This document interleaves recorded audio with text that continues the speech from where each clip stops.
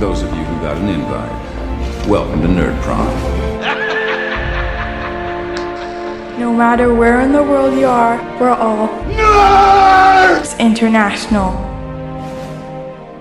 With the hyphen. We would like to thank our Patreon show supporters, Morgan Ellis, Victoria Kirk, and Bubba Snap. Here's to you. Warning. This broadcast does contain foul language. If this is something that can or will offend you, you have the option to turn it off now.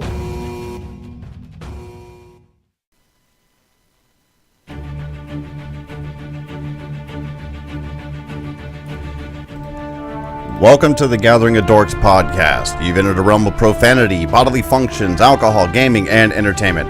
If this is your first time joining us, thank you, and brace yourself. Welcome back for our 60th episode. I'm Jaime, and with me again is Blaine. What's up, Blaine? How's it going? It's going. It's going, sir. Thank you for asking. I'm very glad that you asked that. And we also have Will. What's up, Willard? What's happening? That's a later segment in the show, so thank you. Bye. Yeah, whatever. And we also have Ant. What's up, Ant? Yeah, I said what's up. Sky. Yeah, keep going. And that's a section later on in the show as well. Yeah, it is another segment in the show. And sitting to Ant's right, his left, is a special guest that's going to be joining us for this. Joe, would you like to introduce yourself? Hi, everybody. Thank you guys for having me. It's my first time doing RP. Oh, shoot. Hey, listen, I'll take any one of them. Oh. They're all married. I'm Blaine, right? I'm single. $1.99. $4.99. Yes. So thank you for joining us, Joe. And with us again for this session is Jeremy. What's up, Jeremy? How's it going? Glad to be back again. Yeah, ready to do this. Yep, moving on. What house has Jeremy broken into this week? Yeah, no shit. Whose internet you stealing this time? All right, Blaine, introductions are done. Contact info. Well, you can email us at thegatheringofdorks@gmail.com or get a hold of, follow us on Twitter at TGODorks and all of our separate Twitter accounts, mine being Quato Valor, QUATTOVAOR. LLOR. I'm going to start over. Oh, or good. You can follow me on Twitter, QUATTORVALLOR. Follow him on Twitter, and he will sure not to answer you. Follow us facebook.com/TGODorks, and be sure to look for us on our Google Plus page where you can find all kinds of information about what's coming up. Including the live streams such as this one, which is on our Twitch channel at twitch.tv/TGODorks. Also be sure to join the Nerds International Google Plus community. That's where we're going to be doing primary communication with the audience out there, and an iTunes review, please.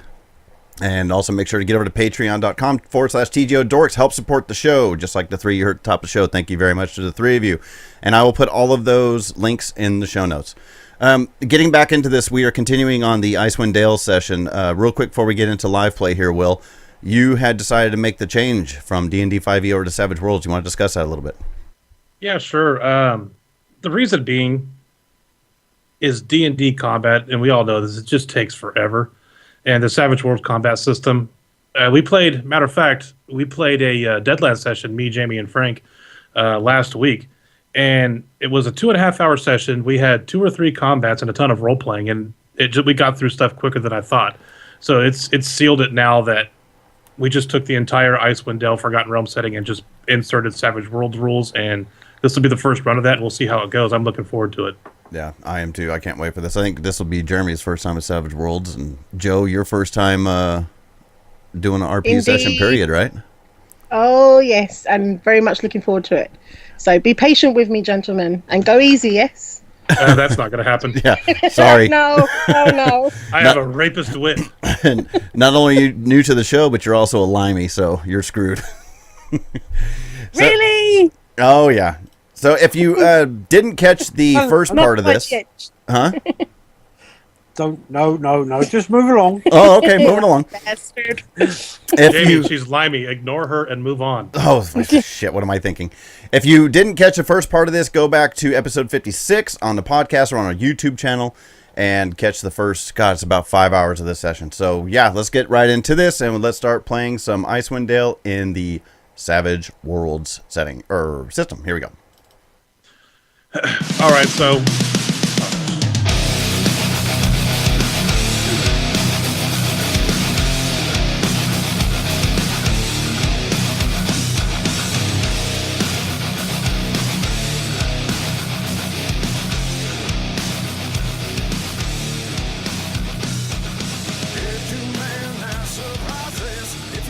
Go ahead, Will. Take it away. may I go now? I forgot about the music. Anyway, I actually started right before we did that introduction, and we'll have to redo that, Joe. Sorry. So, like I explained to you a few minutes ago, you came in on the boat with these other guys. You had your introductions on the boat. You guys are familiar with each other. All of you that were on the boat are familiar with Yol. Okay, how do you pronounce that? Because it's just Yo Mama to me. Yolanda. Yolmanda. Okay. Yolmanda. Yolanda. You're fucking. You can call me Mama if you wish to, but it's Yolanda. I'm just going to call you Yule. Yolanda. I'm just going to call you Yule Brenna. Yuletide. Yule log. You can call me Mama. Okay, so you got off the boat. Those gentlemen went a separate way. You went your own way. Long story short, night fell, and you're walking outside of the Salty Dog Tavern, about to head in for whatever reason, and you're approached by someone who was also on the boat that you know of the name of Eric Bermore of Waterdeep. And what you would know of Eric is he was a nice enough guy, but he wouldn't shut up about a brewery that he had back in Waterdeep and how he lost the business. And it's with him, it was always a tale of woe is me, so to speak, with him, about how he lost the family business and he's up here trying to make a new life for himself and everything else. And he's just as broke as you are. So he approaches you outside of the Salty Dog Tavern as you're getting ready to walk in, and he goes, Yolmanda, how are you doing? I am doing fine, sir. And how are you? Fantastic. Listen, I have a lead on a job, and it pays 25 gold for every piece we get. You interested? Oh, God, yeah. Tell me more. I need the gold. Well, as it seems, Lord Borland here in town has had some problem with some brigands out on the trail, robbing shipments coming from a town by the name of Bryn Shander. Don't know if you've heard about it, but it's a large town up here. And they're not getting their shipments in, and thus business here in Targos is starting to fail. He's offering 25 gold a scalp for these people. You interested? Oh, yeah. I'm interested. I'll help any way I can. Is that your best southern accent or what? I can't do it. She's like, any way I can. She's just a little confused. Just a little bit. So to speed things up a little bit and get everybody involved as quickly as possible, you guys head out. He has a bunch of trail rations. You have a handful of trail rations, and it's a 3 to 4 journey through the 3 to 4 day journey through the snow between Targos and 10 towns. It's about a 10-day journey, which is about 10 days, which is a week in Forgotten Realms. That's handy. That 10-day journey being a 10-day journey. I said between the two towns. So the ambushes are happening about halfway between Bryn Shander and Targos. So you guys go along, you guys pick up on a trail, and you guys are out on the morning, or actually be the afternoon of the 5th day. You guys track down these brigands here. I'm going to put everybody on the map. I'm going to share this. I'm a map. Let me get that stuck in your guys' knew head it was again. coming. So the original 5 should be out there. Let me get Mama. Guys, running a little lag.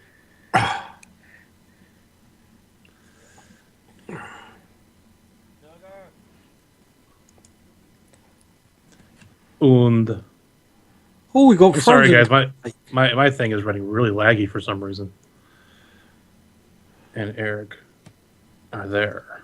Okay, so you guys pick up on this trail. You come around a big lake, and you guys come down on this trail from that would be the north right there. And you guys look down, and I know it's Cum Lake and all, but you can see the faint glow of a fire down there, but you can't really make out because it's a little bit far away. So you guys are up there. I'm assuming weapons drawn, yeah? Yeah. Okay, so we're going to cut right there. We're going to get over to Jeremy, which is Toland. So where we left off with you guys is you guys came up and you also seen the faint glow of the fire, their campfire light that just over this ridge here. I think it was about a 20-foot cliff right there that Toland tried to scale. And Hrothgar, the barbarian, led you here. So you guys are fairly certain these are the bandits you're looking for. And Toland, you went ahead and scaled this cliff here. I think it was 2 rolls. And you did good until you got your hands on the edge and you fell off and you about died. Would you like to use a Benny, sir? Hey, real quick, Will, just so I have my bearings right here. I have horrible depth perception. I only have one eye. Are they on a higher elevation than we are? That's correct. So they're like 2 tiers above where we are, so to say. Right. You both groups has no idea each other are there. Okay. Matter of fact, I'll wait until it gets back around to them. So, Toland, Jamie, can you explain to him the Benny system? Yeah, basically what a Benny does, Jeremy, is if you fuck up a roll, you spend a Benny and you're able to re-roll it. And depending on the setting rules and everything, Will, this is up to you. Bennies cannot be used on damage rolls unless, Will, you say that can happen. Correct. So if you want, Jeremy, you could go ahead because you failed. I think you rolled a natural 1 in the D20 system and you fail. If you want, you could spend a Benny and try that roll again, which would be a climbing check in your skills. Do you want to do that or do you want to fall and take damage? Yeah, I'll go ahead and use a Benny and go ahead and try that again. Okay. So go ahead and click off a Benny. All right, where is on your character sheet, right on the top in the middle. You'll have 4 little tokens there. Okay. And then go to your skills and see climbing. Yeah. Remember, your target number is a 4. So when you roll that, you're going to roll 2d6. One of them's a wild die, and one of them's your actual climbing skill. As long as you beat a 4, you succeed. So okay, go ahead and double click that then. Yeah, go ahead and double click it. Okay. Word. Cool. All right. So in this version of this tale, you do not fall down, and he hits the bottom and bounces right back up. He drank some gummy berry juice. You put your hands up on the ledge and you lift yourself up and you look over, and you can see. I'll go ahead and open it up now, and Yo Mama and Eric as well can see the same thing. Let me open this up here. Open up the map. Open the map. Open the map. As soon as Cumlick goes away. Hola, amigos. Mi culo es muy caliente. And let's go ahead and...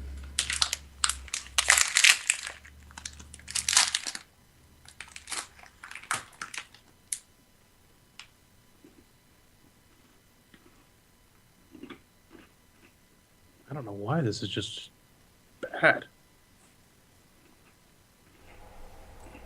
Okay, can you see all them? Mm-hmm. Yeah. Okay. So, well, obviously those that aren't up there, but Jeremy and also Yamdala and Toland, this is what you guys see looking down. Now, you guys can't see each other. You're too far away. You're elevated, and he's kind of hiding.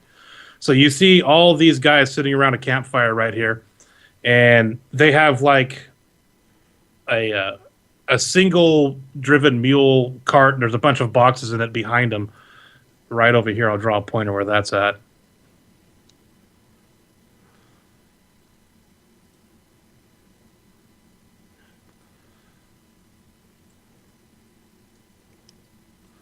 Well, it's a big pointer, but imagine the middle of that circle right there. There's a cart right there with the mule, not hitched up to it, but standing in front of it, chewing on some oats or whatever.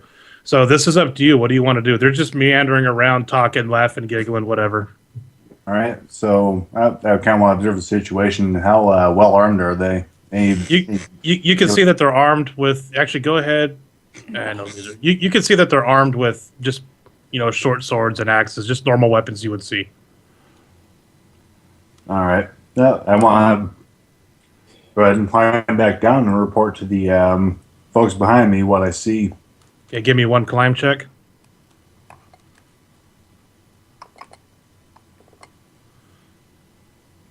Okay, so you climb down without a problem, and go ahead and move your token accordingly where you would go. Okay.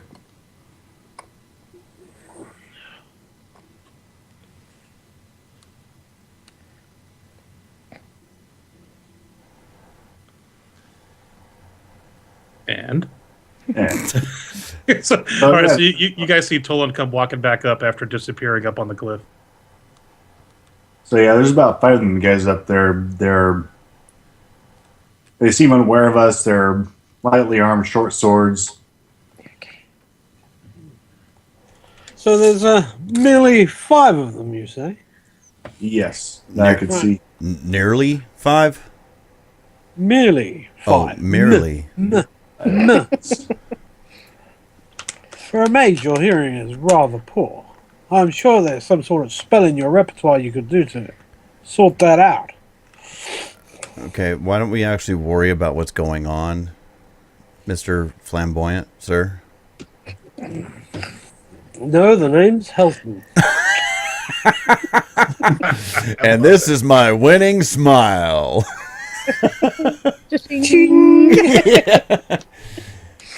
Okay, so what were they doing there, Toland? Were they just kind of completely unaware of you, or? They're completely unaware of me, completely oblivious to my presence, just meandering around their little camp, as it were. Would you say that meandering is more of a patrol format? Not that I can tell, just more of a relaxed posture. Ah, so just chewing the fat, shooting the breeze. More or less, along with their little donkey in the cart there. They've got the donkey in the cart? Donkey and the cart. All right. Just getting the lay of the land clear in my head. The fuck, man? This fucking guy.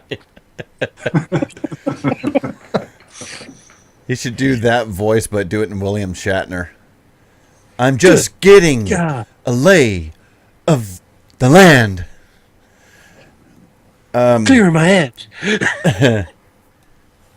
Okay, so what's our plan here? Well, maybe we should just have at them. I'll help you. There's only 5. Hrothgar steps up and pulls this big-ass greatsword off his back and says, I'll help you kill thief. Very well. Good to have you aboard. Oh, this, yeah. You move out of way. Remind me, were these like a nomadic, real barbaric dwarves, right? No, they're not dwarves. They're or were they just humans? They're humans, but they're barbarians. I couldn't remember. Yeah. I'm looking at this map here. While they're discussing and drawing weapons and stuff, I'm going to go walking off in this direction to see if I essentially can come at it from this way and then make a 180 to the left and wrap back up around. Yeah, okay. Yeah, what you can see is that there is a switch back here where it comes back up. And we'll say there's enough moonlight to where you could make out that the road does switch back and start to ascend upwards to probably where they're camped at. What I'm wanting to do then is I'm wanting to head up here and get myself in a position of being hidden. Okay. As soon you're going all the way up there to where it starts to come up again? Yeah. Okay. As soon as you turn that corner, start rolling stealth checks. Okay. Because I'm a little scrawny bastard. I'm not even going to attempt to climb this shit. All right. Awesome. Unskilled. You hit the target. Oh. So you know that's running back this way. you know that noise. That's like it. You guys know that noise you make when you walk through snow? No, that crunching noise, whatever. That's all you guys hear is him stomping off in the distance, just the crunching of the snow. And all my pots and pans that are tied to my belt. His skillet's banging against his Dutch oven. Yeah. Okay, so you get around there. It's going to be first third notice anyway, so I'll just roll a bunch of them.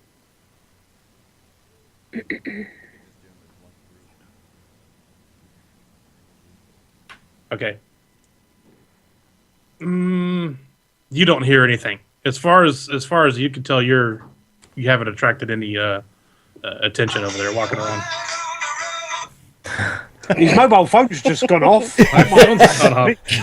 It's his mama. I failed my stealth as well. Guess we better get off the road. Keep our hands on the wheel. I'm just gonna say, I'll be right. I'll go this way and just kind of disappear. Start climbing up this cliff face here. I think I'll go and help the scrawny fella out, seeing as he decided that basically stealth's not an option. Before you do that, Ant, go ahead, Freemar, and give me a climb check.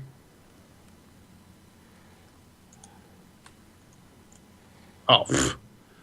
You walk up the thing. You don't even use your hands. You just walk straight up it, and you get up to the crest right there, and you look in, and this is what, from that position, you're able to see all of this.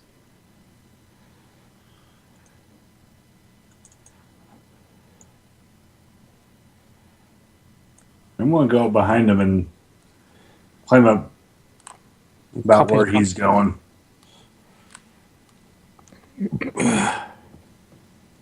Okay. Can I do a listen check? Or you do notice though, once you climb up, you see this guy over here.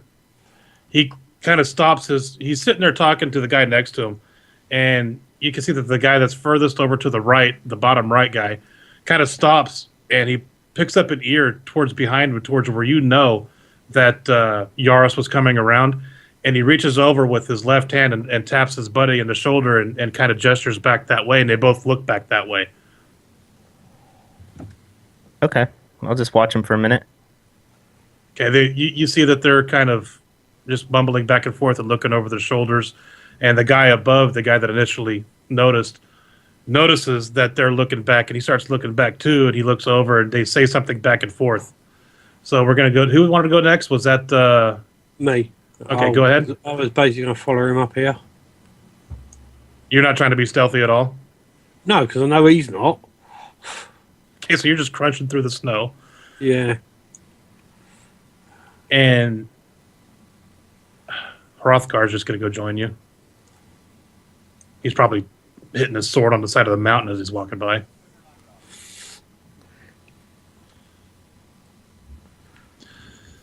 And let's see, Joe, were you wanting to do anything? Right now? Yeah, Eric looks over to you and he goes, I think we could take him. What do you think? I can maybe take the short fat one over there. Right. Why do you... There's 5 of them and there's 2 of us. Actually, you guys can see all 7 of them. Ah. Or 6 of them, I'm sorry. 1, 2, yeah, 3, but then we 7. don't know the reasoning for why the other 5 are there, do we? No, you just couldn't see them. Now you can. I didn't have them open. So there's actually 7 of them, not 5. Okay, so, exactly. So there's 7 of them and there's 2 of us. You really want to take them on? Maybe we should wait and see where they go. Yeah, let's wait back. Just remember, I only have a spear. What the hell do you have? I got a long sword. Oh, you have a long sword. I'm beginning to think that maybe that other group, we should have waited for them. Yes, I believe so. Let's hold back for a moment. Let's wait. You know what? Maybe we could catch one of them on the corner if they go off to take a piss or something. We could grab one. Do you really want to take that chance? We got to do something. I'll still say hold back. But if you want to, then let's go. I'll tell you mark what. Mark your man and I'll mark my one. Let's just go ahead and wait and see if they get into some whiskey or something. Maybe we could get them a little intoxicated. And you can see that they are passing around a jug of something, but they're not obviously drunk at this point. So let's wait. Fair enough. You realise it's the Abstinence League of the Bandits and it's water. And while everyone's doing their thing, I want to just ready my crossbow. Okay, you climbed back down. Are you going to climb back up with? Yes. Okay, go ahead and give me a climb check. Okay.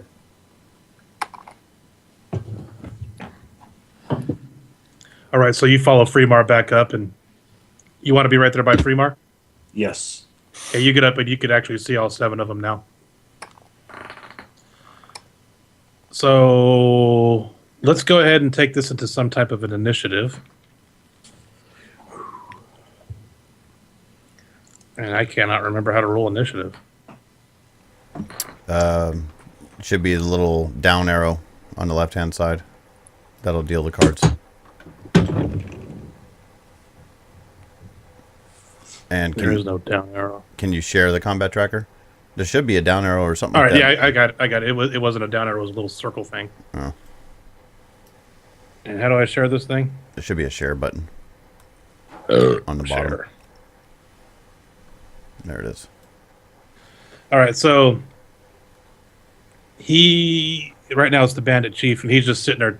He kind of takes notice, and anybody that can see them can see. He takes notice that they're looking back over behind them, to where Hrothgar, David Bowie, and Yaris are coming up, and they're just kind of watching, but they're kind of like. I guess the best way that I can explain it is that an animal? They're starting to edge towards. It's probably just an animal coming up, so they're just watching. So now. Is Yolmanda. Ah, sorry. I'm seeing noise. Okay. I think one of them might be falling asleep. Oh, yeah? Yeah. Do you think we can take them now? I think maybe we should wait until they all fall asleep, then we could just slit their throats. You may have the weapons to slit their throats. But then I can grab them by the balls. Yes, let's wait. Okay. And the other bandit, same thing. He's kind of looking over there, but not really paying attention. Eric, you just spoke to. Now Yaris.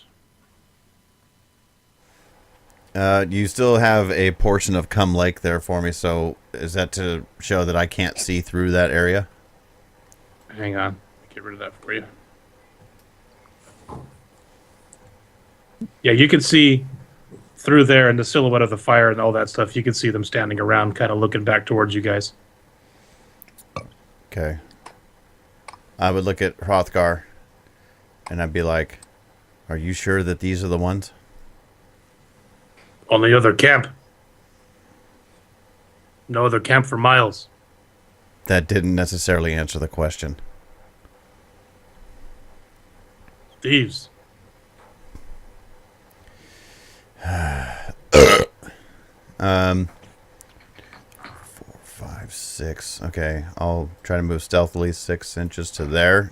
Am I to assume that that's a little bit of a raise in the ground that I can kind of hide behind it? Sure. Okay, need me to roll another stealth? Yes, I do.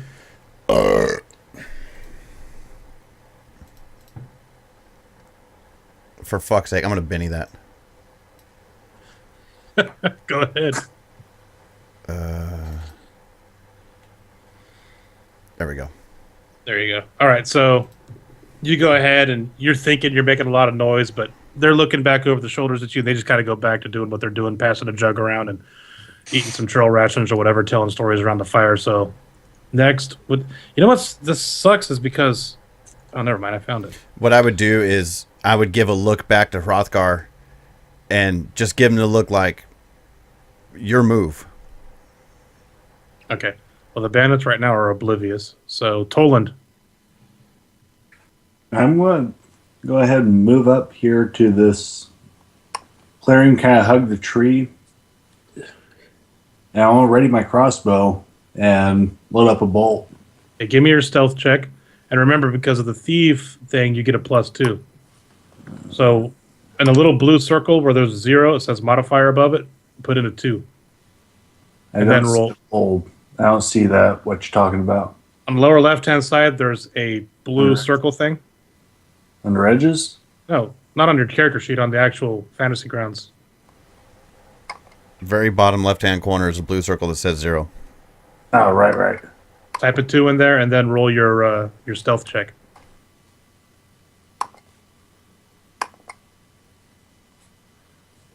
Okay, so you're good. So you get up there and you go ahead and knock your crossbow, get it all ready to go. And Fremar. I'm going to move. Are these bushes too thick to move through, or can I move through them? No, they're trees, so you can move around them. Imagine they're pine trees. I'm gonna get right up on these guys. Okay. Stealth check, please. Should be a D4. Just one.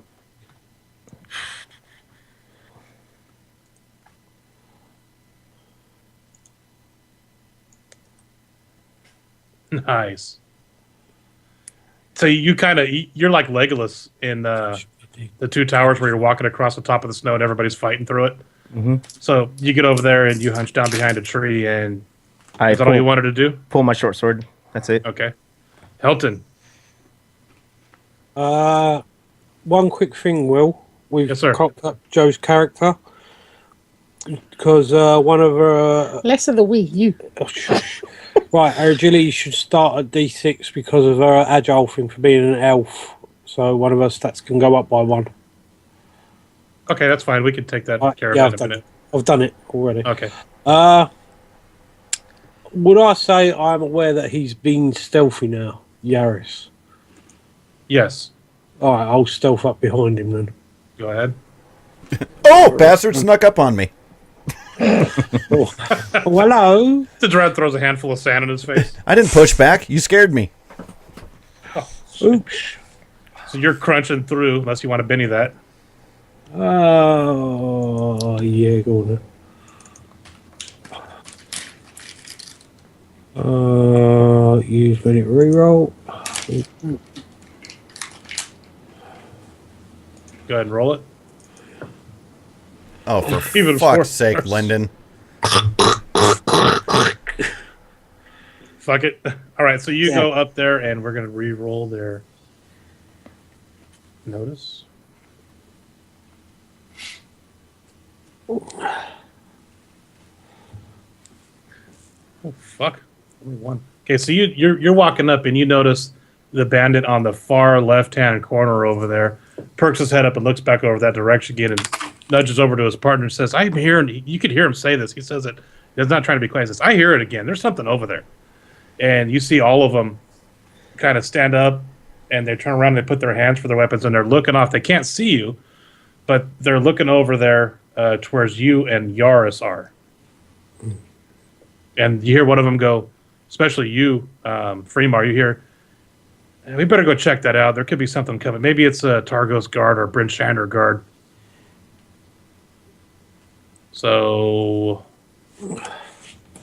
Bandit 4 is moving. Starts to walk over here. And Hrothgar is going to move up here behind you guys, and I'll roll his stealth.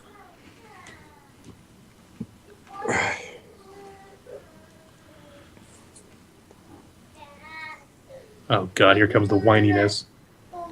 Dude, I didn't even say nothing. There'll be none of that. We're not playing D&D. Yeah, exactly. Yeah, if we were playing D&D, you hear me going, I don't want to. All right, and he is also likewise unskilled, so... Oh, you bastard. Not rolling.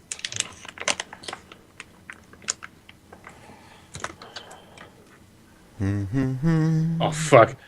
Hrothgar could just come stomping up, like, louder than Yelton, or what the hell is his name? Helton. And he says plainly, you guys ready? I just... Fuck. Oh, my fucking God, these two. This one here. He goes, there's someone over there. And he starts to move over towards you guys.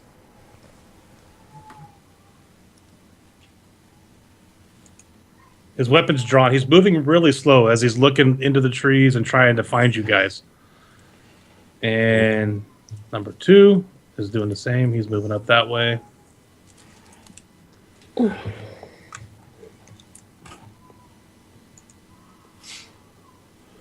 And this bandit's also moving in behind. He's moving a little bit slower, pulls his weapon out.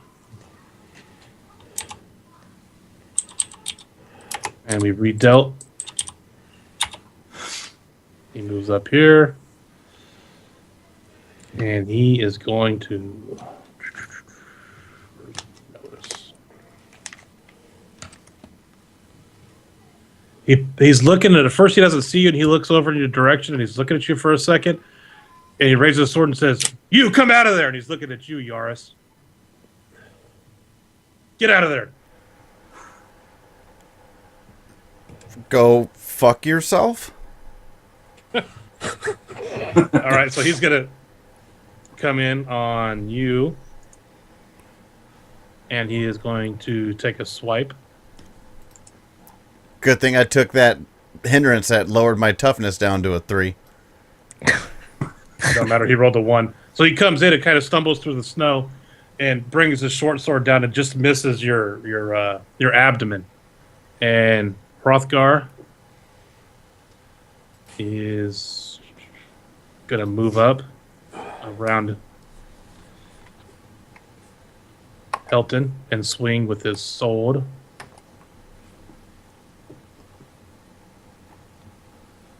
I don't know why, but when I double click any of these skills on my character sheet, it just doesn't roll it. I have to fucking drag and drop it. Hrothgar comes out, lets out his barbaric cry, and comes around behind Helton, pulling his greatsword over his head, and just swings wildly and misses the rogue there. And Fremar. Now you can see everything that's going on. Yeah, I'm watching all this kind of smiling to myself. I'm going to cast a spell. Okay, go ahead. I named it the Spell of Celebration. So Self-scalping? Self-scalping? Celebration.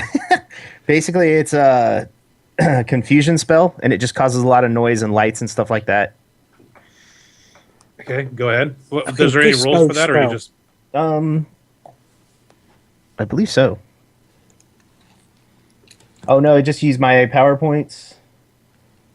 Yeah, I still have to roll, I believe, an arcane roll. You have to do your spell casting. Did you give yourself a spell casting skill? No. Yeah, you kind of have to have that in order to cast spells. Okay, let me fix that real quick. Take a second. I am completely unfamiliar with magic in this, so Jaime, it's the same thing. It's target number. You have to create a spell called spell casting, and you would treat it no different than, say, shooting. Okay. And whatever the spell's effect is applied. Right.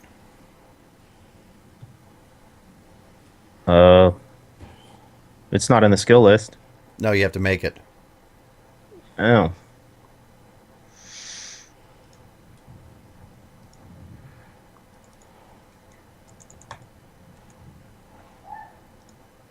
God damn, did you guys hear that sneeze she did again?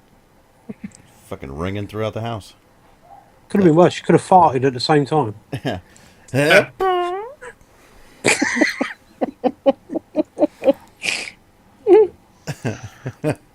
Still love Million Ways to Die in the West.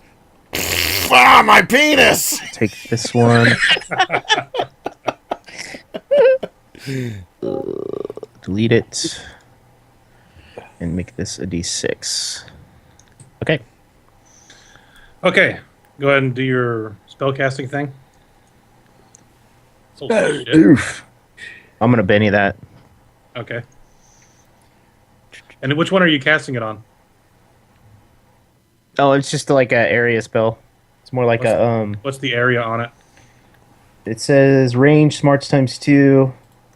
Instilling a confusion in enemies is powerful. Hold on. What's your smarts? Oh, you're right. It is targeted. So. Yeah, because otherwise it'll say small, template, medium, or large, or cone. Correct. So I would use up to 5 power points for 5 additional targets. Yeah, so 1 per target up to 5. Okay. So well, first of all, let me spend my Benny. And that's on the main page, isn't it? It's on any page. It's at the very top. He should have gave you 3. Mm-hmm. Don't see it. You don't have them. Now you have them. Ah. Okay. Do I put them in the... There we go. Okay. Reroll this. There you go. Yeah, success. Okay, and it will be on the bandit, Hang on 1 second. chief, bandit. I'll take the 2 bandits closest to the chief and the chief for three PowerPoints. Hang on 1 second, Blaine. He's going to bore him to death with a presentation.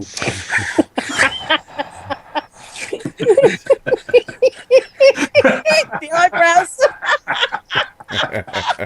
What?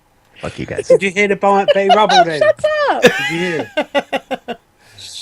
No, Will's phoning a friend to see if we got the right answer here. Hey, Blaine, 50-50. make sure on your when you created that skill, make sure you click the little box next to it or whatever, and open up your spellcasting skill that you just created. Okay. And when you open it up, it should have 2 little brackets. I know. Do you know what I'm saying? Inside of there, you have to put in your ability, like smarts. That way it can calculate correctly on when you advance those dice and all that stuff. And that'll be under the skills page? On your skills page where you created the spellcasting skill, on the very right-hand side, there should be a little book or something. Click that open. Okay, there you go. And in those brackets, type smarts. Why do we have to She's do on that? number 2. No, not She's quite. ahead of you lot. Just type it in, or do I have to drag it? No, type in smarts. It'll automatically keep track now whenever you do die increases in that based off of your smart skill. Or your smart characteristic. All right. Okay, carrying on. So which one did you target? I targeted Blaine? the chief. For 3 PowerPoints, I targeted the chief and the 2 bandits next to him, to his left and right. Okay. Or below him and to his left. And that's just like a type of confusion thing, right? It's basically like, I call it the spell of parties. So basically what I envision is, as a bard, like I just cast this like noise of celebration all around him. So like all of a sudden he's like, there's hella people around me partying or something. Like that's what it sounds like. Okay. So you see, you cast that spell on the chief and the 2 guys next to him. And the chief just starts looking around really confused. And he pulls out a sword. He starts looking around. And says, what the?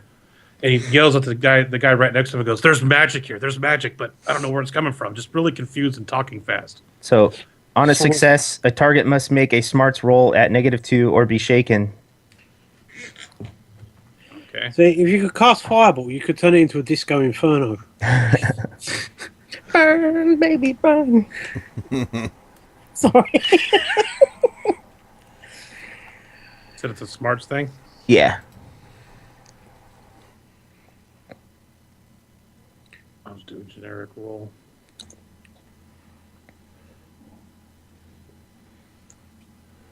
Oh, fuck. All right, so he's shaken. I'm going to make him all shaken. He just looks really confused, doesn't know what's going on. He has a look of fear in his eye, the chief does.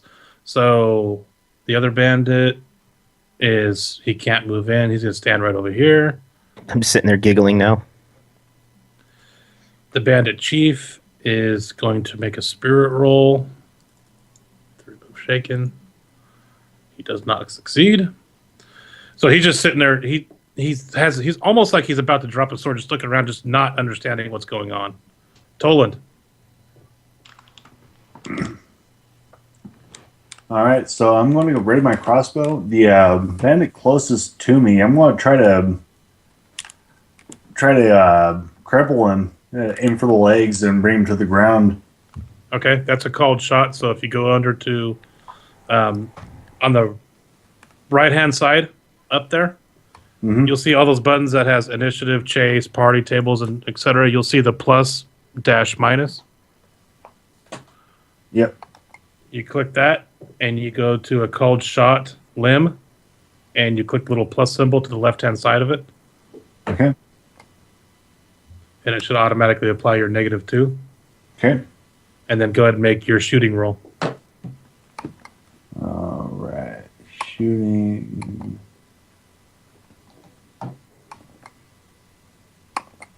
under your skills. There we go. All right, so you fuck. you level off your crossbow, and you think you have it, and he moves right in time, and this arrow just whizzes by Yaris's head. So the next bandit is going to move through the trees over here on Yaris, and he is going to strike at you with his mace. Parry's a 4.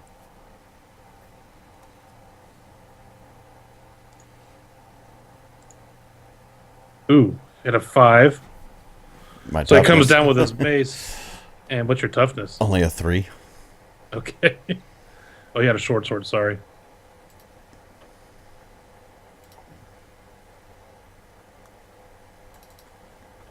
Yeah, my fantasy grounds is not running good.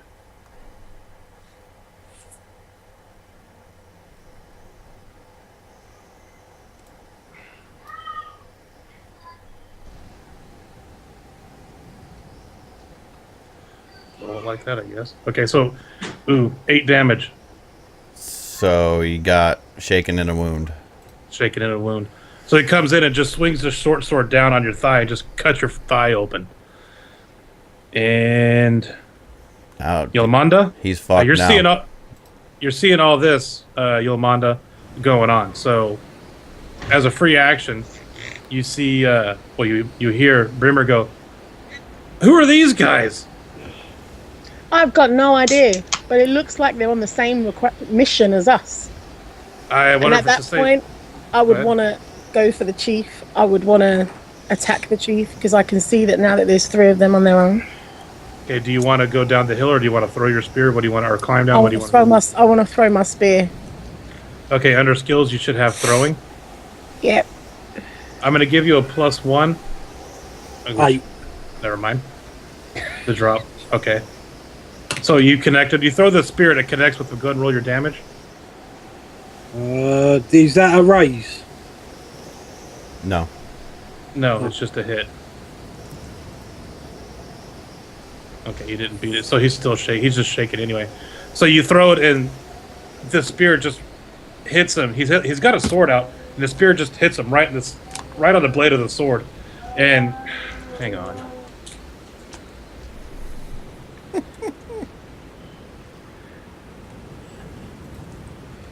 Oh. He woke up from his nap, sorry. Anyway, the spear hits him right in the blade of the sword. He just looks at the sword and he's hearing all these voices and he just doesn't know what to do. He's everywhere. So, Yaris. And you're shaking. Oh yeah, let me do my vigor roll. Oh fuck, a D4. Okay, I'm not shaking anymore. Yeah. I will back up behind behind Mr. I've been told to say cheers. Oh, well then I'll join you. Yay! Oh, I gotta get one. Oh, okay. So this is what we do, right? And screw top. I'm going to expend 2 power points. Okay. And I can cast a single bolt at him for 3d6 damage. Go ahead. So this is the one that just struck you, right? Yeah, fuck him. I'm about to turn green and start smashing. Right. That's a hit. It sure is. Okay, so 3d6 damage on that. I'm just going to roll 3d6. Oh, I should have had a wild die with that too. That's okay, it doesn't matter. So you speak your words of magic and this bolt, I'm assuming it's kind of like magic missile, flies out of your hand. Right. And just strikes this bandit right in the head. His head just explodes into goop. And he falls down dead. So I thought, bitch. He has an electric personality. Boom, boom.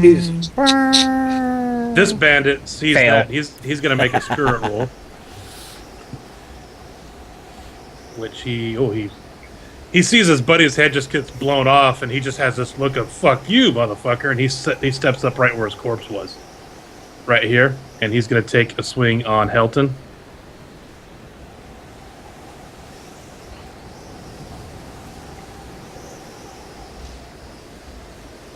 for a miss. So he walks up and steps over this corpse and just takes a swing on Helton and completely misses. Now we are going to Helton. In response, you will I say... will have 2 attacks on him. Okay. He swung at me. I was like, oh, you cad. Have at Eat cads. Yes. Here. Cop this. Ditch this, you mother person with questionable parentage. Really? Fuck. Yeah, you definitely hit. Go ahead and roll damage. Do you want me to, is that a raise? That should be 2. Well, depending on his parry, that could be 2 raises. Let me see. Well, either way, it's still only going to give you the bonus Yeah. damage die. It's not going to do any more than that. What's the bonus damage die? Hit the damage button, a little die next to the modifier window. It's got a little plus next to it. Oh, Yeah, just click that before you roll damage. Oh, he comes in and takes a swing on you and misses terribly, and you just come around with, what are you using, a sword? yeah. And just fucking hit him right across the neck and decapitate him, and he falls to the ground. And the other one next to him, I will attack with my mace. Okay. And I'll say, what about you, you flippity gibbet?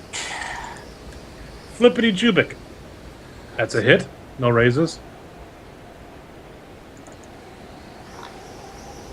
And he is... Oh, yeah. So you come in and with your mace and just hit him right in the chest, and you can feel the bones in his chest just break, and he starts gasping for air, and he falls down to the ground, struggling to breathe. That's gotta hurt. Eric Bremore, I'm just going to go ahead and open this up.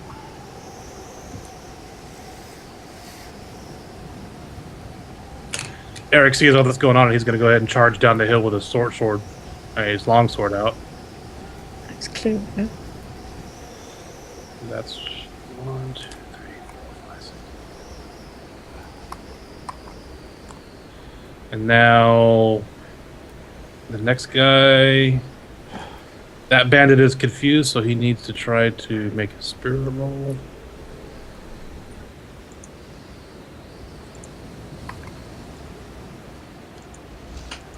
You see this bandit, the one closest to you, Fremar.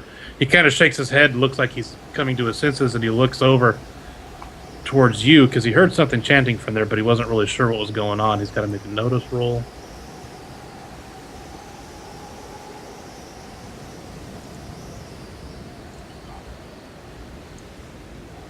He looks down a little bit, and he goes, "I see you in there, you bastard wizard." And he comes in on you. Alrighty.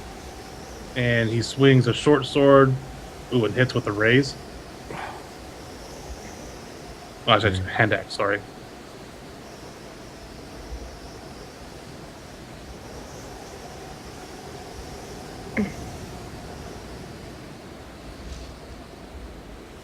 For 5 damage, what's your toughness? 4. Okay, so he causes 1 wound and you're shaken. Okay. And now next is Bandit 2. He needs to make a spirit roll.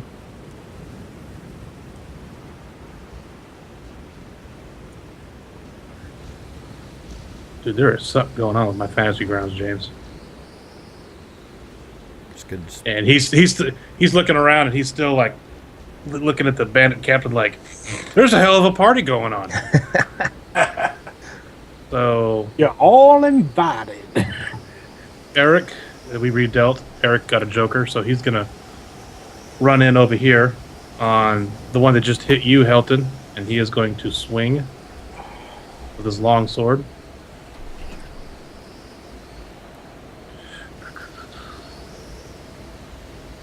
And yeah, I fucked up earlier. I rolled vigor when I should have rolled spirit, but either way, spirit's better, so I still would have got it. Did you give me another Benny? Why would I give you another Benny? I have no idea. I have 3 in there now. Yeah, 3 again too. That's weird. Let me get rid of 1. Me too. Yeah, I just got an extra one. What do I get? Eric, everybody sees, and you guys didn't know he was there, but everybody sees Eric Bermore of Waterdeep come charging in with his longsword to the the bandit that's on Fremar and just takes his short sword, his long sword, and just buries it into the chest of that bandit, and that bandit falls down to the ground gurgling. So next is Toland. Hey, All right, thanks, man. So which bandit just went down? This one over here, just to the right of me. Yeah, actually it's be the one that's closest to you. Okay. You see this guy. Well, you recognize him as Eric. Remember the guy you guys tried to persuade not to go with you? He just comes charging down the hill. You didn't even know he's there, and he just buries his sword into the chest of the bandit that's attacking Fremar. All right. So the almost directly in front of me, that's the bandit chief, right? Yeah. Yeah, and he's like spinning around in circles, not knowing what's going on. Okay. Do I have enough time to reload my crossbow and take a shot at him? Yes. Okay, I'm going to do just. Go ahead.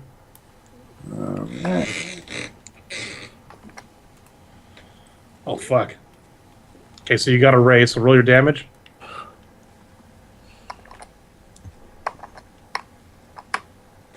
And apply the extra die. Apply the extra die. How do you mean?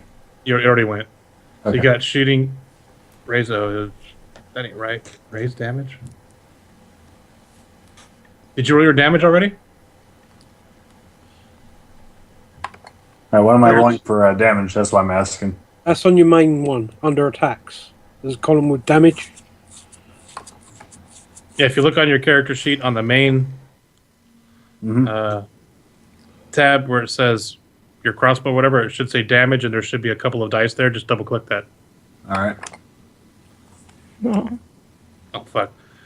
So you aim your crossbow, and this time it hits home, and you see this bolt just hit the bandit chief right in the thigh, and he goes, ugh! Me no like. No likey. And next bandit. And he needs to make a spirit roll. He's still spinning around in circles. Spin me right round, round, like a record, baby, right round, round. Ow, my ears. I can change it up. Man, what is with these rolls? I rolled a natural one. He's just sitting there. He's spinning like a record, baby. So next is Fremar. Round. I'll He's leap shaking. over. Oh yes, I am shaking. Spirit roll. Not stirred. Went up to the spirit in the sky. Okay, so you're not shaking anymore. And you see Eric just bury the sword into this bandit. The bandit falls to the ground gurgling and dies. Eric pulls out his short sword, looks up at you, and goes, Fremar! Hey, thanks! As I leap over the bandit he just felled, and run over to this confused gentleman. Okay. Can I still attack if I just took off the shaken, or? Yeah, you could move. That's And- actually a new rule that if you remove shaken, you could also attack. Okay, I will So- attack. You could, go ahead. And I'm going to give, because he's not even paying attention, I'm going to give you a +2. Mm-hmm. Did you put it in already? Because it says -1. There you go. No, -1 is because of your wounds. It's going to do that automatically. Oh, Very true. So we'll just, well, +2, your -1 will already apply, so go ahead. I guess I missed the dice box. I'm not even seeing your roll, buddy. Yeah, it missed. There it goes. It didn't apply the +2. So we're going to add a +1 to that, so you would have hit with the 4. Ah, excellent. So go ahead and roll your damage. Victory music. Come on, babies. All right, so God damn it. Calling me. They're calling me. Just Fremar will do.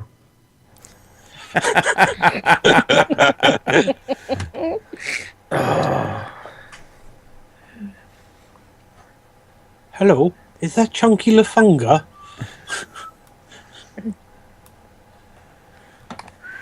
I just imagine my character mid strike right now, paused. And that's what it goes, now them old Duke boys got their nuts in a vice this time. What, did Will step away? Oh, is he on the phone again? Yeah. I'm going to use this opportunity to go refresh my drink. You do that. We're good.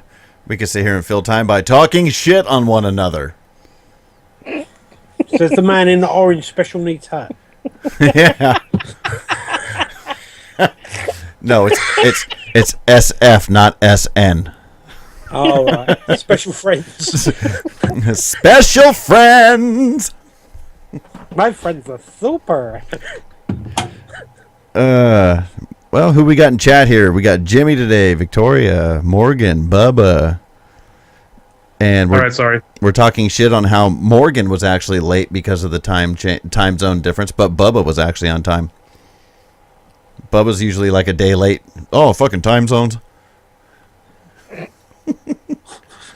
Yeah, you know, that international dateline he's always flying across. Blaine's got a message with this. Yeah, he takes a step forward today. He takes a step backwards yesterday. Yeah. Bubba's changing his name to Willy Fogg. Cootie. Hello, Vicky. Well, shit. Yeah, the GM stepped away. Fuck it. Let's run a commercial. I'll take Ant's suggestion here. Who's got one coming out? Well,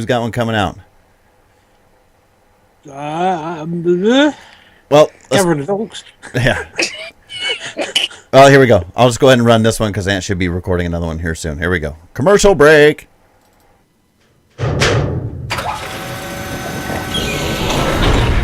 Hello. Have you ever thought about the Force? Chewie, get us out of here! Hang on. Before you run off, let me explain. Let me just get my introduction voice ready. And cue the music, please. From the deepest depths of Coruscant in the cold worlds, all the way to Tatooine and beyond, to the farthest reaches of the Outer Rim, join our journey through the galaxy in the ways of the Force. As we travel without difficulty from region to region, you'll find you can use your abilities to turn setback into advantage, then use your proficiencies to take threat and despair, then boost yourself to triumph. Otherwise, you may find yourself saying, To infinity and beyond! No, that's not the name. I'm sorry about that. Now, Mr. Solo, would you kindly tell him what the name of the podcast is? I got a bad feeling about this. Yeah, and should have one recorded here soon. And we're back. Will, welcome back. Run the fucking game. I am back. All right, Hey, when the surgeon says clear liquids only, gin counts, right? Vodka and Everclear. Vodka, Blanco tequila. Meth. Yeah, when you stir it up real good in water, it dissolves, so it's still clear. Why, would you get some gin or something?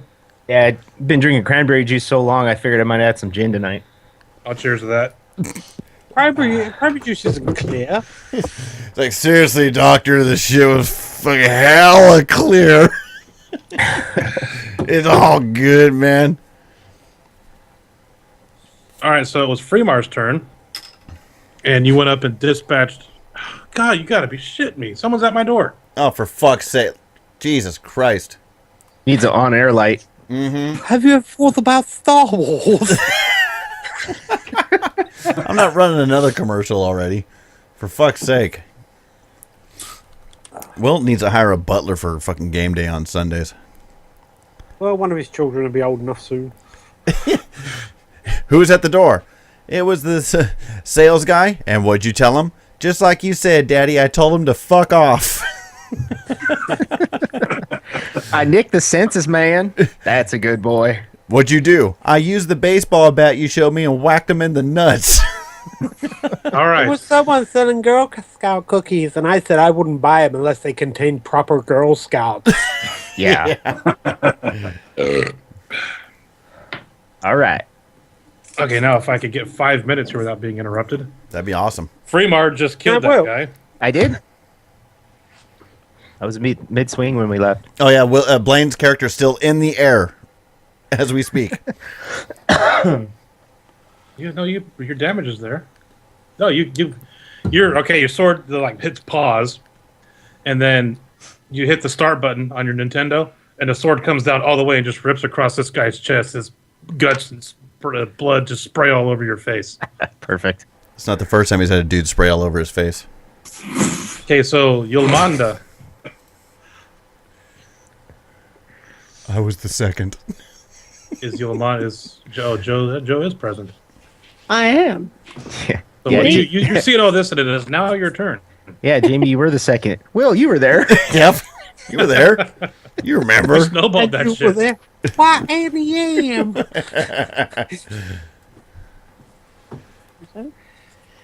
Okay, so because it's obviously I'm quite high up, am I able to jump down? It's a From as high 20-foot as- drop. Okay, so maybe not then. Because Yeah. my idea was to maybe Do jump on the back of Fuck yeah. the chief, Do it. Fuck jump yeah. on his Do it. shoulders, Do it. go Use it under as a- him, grab him by the legs, grab my spear from the side, Holy crap. and just plunge it straight in his chest. All that, huh? Bitch has got let's start with rolling something. I like the idea of her jumping on his shoulders, and then I'll jump on Freeman's shoulders, and we'll have a chicken fight. Okay, so you want to go ahead and try to jump down the 20-foot cliff? Yeah, that would be cool. Okay. That's what the dice say. It's 24. Are you sure? I calculated it as 10. Squares are 5 foot. Oh, yeah. Squares are actually You're not thinking fourth dimensionally. squares are 3 yards. It's Savage Worlds. Should I? Oh, no. It's a running leap. She should get like a plus 1,000 for that. Okay, maybe not then. So maybe I'll just run down the slope, run up to the chief, grab it. No, I want to jump on him. Yeah, I would Do jump it. on him. Just make it. Yeah, let's do it. Come on, What's she let's do rolling? it. What am I rolling? Roll a make it fighting. Fuck it. Roll something. Target number? It's always a 4. Oh, for fuck's sake. Benny. Really? Benny. As she's in It'd be there. Awesome. Okay, so what do I do then? Roll There again. you go. Word. Okay. So everybody just notices this gal, and Point. for a brief, you don't know who she is, but she just comes flying off the top of this cliff and lands on top of the bandit captain here. And go ahead. I'm going to go ahead because you're landing on him. What's I wanted to then. Bear in mind Hang she on, does hang have on, hang on, martial hang on. arts, so she could use her feet while landing on him. Okay. Explain to me exactly how you want to land on him. Okay, so Going tinkle just while like you're a going through wrestler, these yeah? turns. Like a wrestler. So literally jump over him on his shoulders, wrap my legs around the back of his arms, move myself under and between his legs, grab him from behind, so he goes flat down on the floor, grab my spear, and then plunge it straight in him. You don't need to Okay, grab for the his- first part of that. I want to kill the bastard, so I want to grab my spear and. So if you land on him, you could use it as a martial arts attack. Yeah. Okay. So just give me a strength roll first. Just roll your general strength. Okay, so you're able to get onto him and hold him, and now you want to go ahead and make some type of an attack. Yeah. All right, just go ahead and roll your fighting. Okay, and what are you hitting him with? Like your fist? Yeah. Yeah. Okay, so you jump off this cliff, and somehow you land without hurting yourself right on this guy's back, and you're holding on to him with your strength roll. And then you cock back a left hook, and you just nail this guy in the back of the head. Roll damage. Shit. Jesus Christ. So you just Damn. you knock back a fist, and you just knock this guy in the back of the head, and you could tell it dazed him. So now we are going to Helton. Fuck. Was that a good move? Yeah. That was Okay. really good. Right. Which ones of these? Can you remove the dead ones? Yeah, that's what I was doing right now. Live. My fantasy ground just goes so slow. It's like I click, then 1, 2, 3 seconds, then it comes up. I don't know why it's so fucking slow. Might be internet. I just rebooted my modem. It's fine. Right. I'll have two attack. I'll have an attack on the bandit in front of me. He's dead. He's dead. He's gone. Oh, I'll move Yeah. up to this one and have two attacks on him then. Okay. Skills fighting. Attack number 1. And attack number 2. That's better. With a raise. Oh yeah. So add your plus damage. Damage. Oh no, sorry, it was rolling the wrong character. I'll do that both again. Oh, you were rolling the wrong one. So yeah, let's try that again. First one. Okay, that's a hit. I'll do the first attack. Longsword. Oh, fuck. You come running up to him with your longsword. You split the guy in half right at the waist. You literally cut him in half, and he's dead before he hits the ground. He's got a splitting headache. Ouch. Beside himself. Yeah.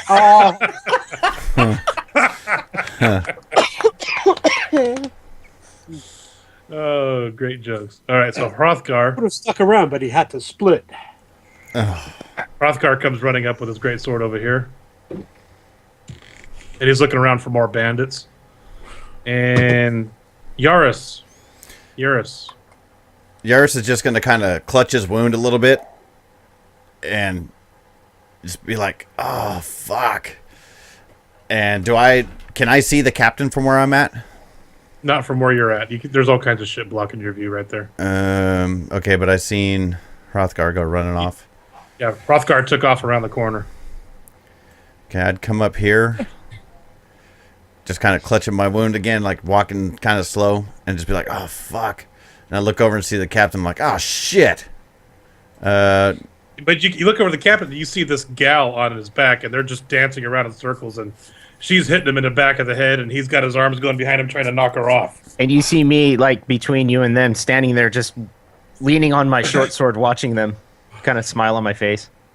Kind of like look back at me and just give like a wink and a smile kind of thing? Yeah. Okay. And I kind of give that confused dog look like, the fuck? Who the fuck is that chick and why are they... The fuck? You could crack a walnut with those bars. And I would... It's dead. I would just kind of just sit back and look at what's going on and be like... And then I guess look over at Helton, who just totally fucked some dude up or whatever, and be like, the fuck is going on? Mm-hmm. We're winning. That would be my turn.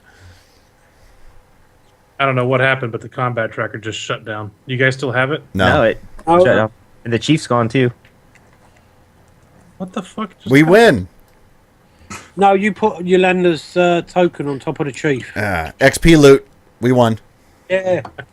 Fucking ninja loot. Start scalping, boys. And go. Okay, we finally have a limey that's drinking with us. I'm going to cheers you here, Joe. Come on. Cheers. I've only got one can left. Oh, I know what I did. I wish they wouldn't have done that. Okay. They have an option now that I don't remember if it was there, but you could clear the entire tracker. That's what I did instead of just... Yeah. And they look exactly the same. It's always been that way. Bastards. Un momento. Morgan put, he's only half the man he used to be. I'm half the man I used to be. Exactly what I thought of. With a voice that high, you're not wrong. You know, that's just, I still remember, because we're all old fuckers here, when that whole thing with John Wayne Bobbitt happened. Oh, yeah. Oh, yeah. I remember, I'll never forget, it was one of those stupid ass, like, Entertainment Tonight fucking shows or whatever, and they were doing a story on him, and sure as fuck, they put Stone Temple Pilots in the background. I'm half the man I used to be. I was like, that's some good shit. If that happened in 2015, there'd be a lawsuit. Yeah, no shit. Somebody get offended, huh? Mm-hmm. All right, I don't need the other two. I'll just throw them in at the end.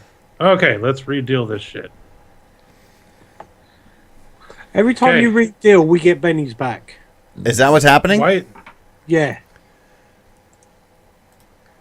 Oh, What's up with that? I don't know. That's got to change. Well, I'll figure it out later. Figure it out later, yeah. Unending Benny's edge. I like, yeah. Unending Benny's. It's, all right. It's my flask of everlasting bennies. Yo Manda. Yo mama. So you're riding this guy. Mm. Having fun, are we? Don't mind if I do. All of a sudden, we got a chick on the show.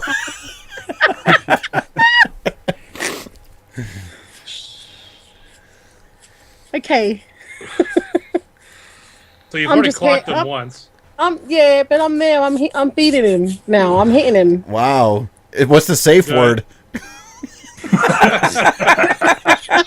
Is it Paladin? What are your attacks? It's Paladin, right, Will? Yeah, we're getting to that. Oh, she's got 2 wounds? Oop, that's not. Oop, No. I'm sorry. No, because then one of you motherfuckers can come and help. Oh, You're all standing there watching me. you're some crazy Amazon jungle woman jumping off of cliffs, and we don't know who the fuck you are. That's the best thing I've seen all day. I'm gonna watch. Of course, I'm gonna watch. Can I re-roll that? Yeah, Okay, sorry, I put those wounds on the wrong person, but go ahead. we're all sitting back going, fuck, cat fight, cat fight. Yeah, And he runs over but then. you're first in the queue of the theme Oh, I of see. Okay. combat. I'm That's still all new to this, yeah. Where's the combat tracker? Yeah, can you reach out the combat tracker, Willard? Ooh, raise. All right. And she's got a joker. That's a +2 on damage and a hit. Woo. Right, so do that. Go ahead and roll the damage. You're doing this right, yeah? Fuck it. Holy shit.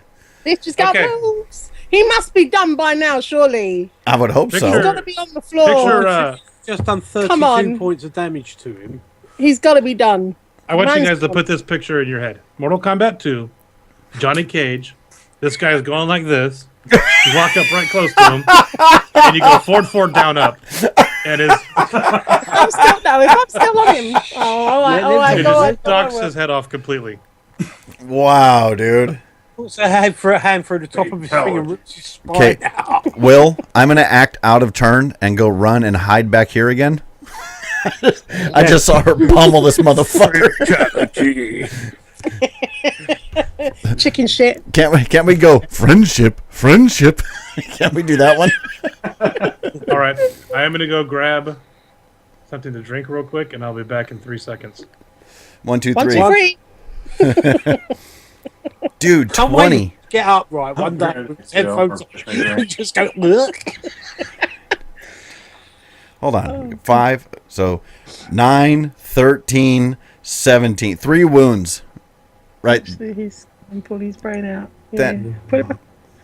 Yeah, you're like squishing his brain around like Play-Doh right now. You're like, look, a dinosaur. And Can you imagine what that dude's head looked like before it actually popped off? I mean, he seriously was just like,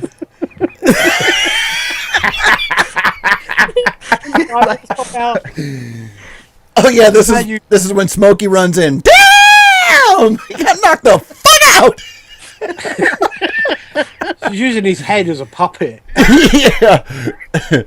Ooh, look me, I'm so tough. Jesus Christ, dude, 20 on the damage. And 12 before that. She did 32 points of damage to him. Jesus. No, the 12 was before that was just the fighting skill, right? That's got to be beginner's luck, right? that. I don't know. That dice popped twice, right? Well, either way, yeah, it's 10, 5, and 3 with the +2. God damn. So she got the raise on the to hit. Oh, that's why they put the bonus damage die in there too. And one of them popped. Jesus Christ. All right, we ready? Welcome to the you game, add- Joe. So you just did the Johnny Cage. Oh, okay. Shut down the tracker. Your face. Fucking face. Okay, so let's pick it up right there. You see this gal just come Superman do the... Oh, she went right in. She went back... Was it back forward? Yeah. And jumps on this guy's back and just clocks him in the back of the head one time, and then he moves the shoulder and she falls off, and she just comes up with an uppercut and just breaks his neck, and he falls down to the floor dead. Shokin! Hi, Who taught you how to do that? Pai Mei? Bruce Lee. Yo, mama. Yes. What's your name? Oh, so you did meet her. The name is Yolanda. But my friends call me motherfucker. Yolanda. I keep saying Yolanda. All right, so Eric is looking around and he goes, Yaris? Fuck you and Olin? fuck her. Did you see what she just did? Who the fuck is she? Is she Apparently, wearing? I brought the correct one along with me. Is she wearing a yellow suit and driving a truck that says "Pussy Wagon" on the back? Zed's dead. Yeah, Zed's dead. Oh, let me guess. You're Buck and you like to fuck. What time of day is it? It's just beginning to be nightfall. Well, I'm it is just night. It's a little after nightfall, actually. I'm just gonna be grinning at Yolanda. I'm not gonna say anything yet. But just huddle up to the fire. Just be grinning at her like, yeah. No, you guys would know her from the ship. You know who she is. Oh, that's right. Okay, I forgot. Touch her elbow in blood, though. Nice moves, Yuli baby. Why, thank you. I'm kind of peeking around the corner. The fuck? Oh, you can come out now, Yaris. I know you got a wound. Nah, It's okay, I won't hurt you. yeah. Talk to my friend for a little while first, and then I'll come out of there. Do you want some help with that wound or not? I'll be okay. Just like, I'm fucking scared of her. I'm like, fuck this. I'm just going to slowly put away my crossbow and kind of edge my way out. I shut everything down. It doesn't matter now. Nearly as impressive as me. I just... So, you guys clearly didn't want to take me along, yet I bring the one that basically finishes this fight. How do you feel now? You Better brought. than you. I got 3 of them. Oh, you brought her. Yeah, obviously you guys didn't want me to come with you. I kind of read that, especially you, Toland, and he looks over at you, Toland, and goes, if you guys didn't want to be a part of the bounty, then I guess we could just got out and we'll be competitors. So we'll be taking our scalps now. Oh, really?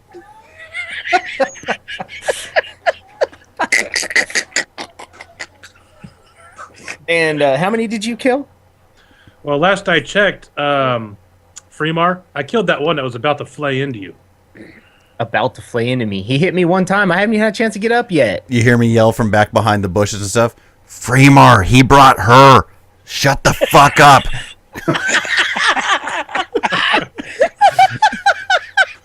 I would like to partake in my my visual beauty skills here and just be like, come on, we're all friends here. Look, Fuck, I hope so. even though you guys were willing to leave me back in Targos with not even a penny to my name, I'm willing to split this. But this not trusting me crap ends now. Oh, I trust you now. Now he looks back over at you. Yolanda, what do you think?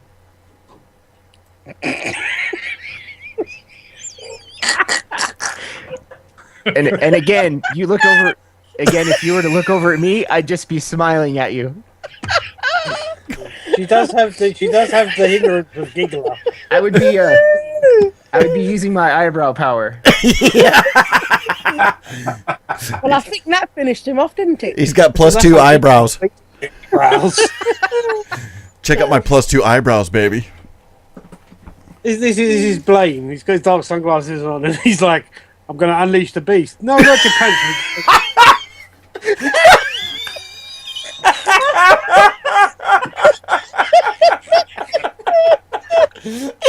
He's got eyebrow holsters. I have to walk around with medical tape over him just to keep, Otherwise, I'd be walking boners everywhere you went on. Morgan says, I cast power word eyebrow. You gotta get it to where just one goes up. Oh, fuck. Oh, shit. Can't wait till you're GM again, Jamie. Why? Fuck you. In the mouth. Oh, it's gonna be fun. It's tomorrow. Oh yeah. Okay, so fuck is his name? can't remember his name now. Eric of Waterdeep and Fremar have their little exchange. What are you guys doing? I'm just Standing around watching. looking? Clean the blood off my sword. Okay. Start scalping the scalps. I'm gonna tend to my wound. Who's going to be scalping? I'll do it. Okay, so Helton's going to scalp all 7. He's gonna go make a bunch of toupees. And Yaris, do you need any help with your soon-to-be infected cut there? Yeah, if you could help me out, and I'm gonna keep a safe distance from her. Pardon? If you could help me out, that'd be great. But please walk towards me. I'm gonna keep my distance from her.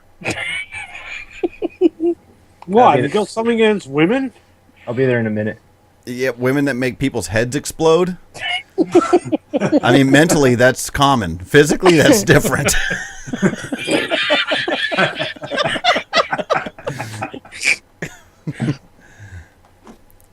Do you got a first aid skill or healing skill? Helton, give me a notice roll. Okay. It doesn't look like I got a roll for this heal spell, Jamie. Is that correct? Oh, you got the spell? I don't know. I'll look it up. It says for wild cards, each use of the healing spell removes a wound with a success. So you have to roll your spell casting, yes. Okay. Ooh, I noticed nothing. Okay. So you go through and you scalp all 7. You got all 7 scalps together. Yeah. And Yolmanda was pretty close. Give me a notice roll, Yolmanda.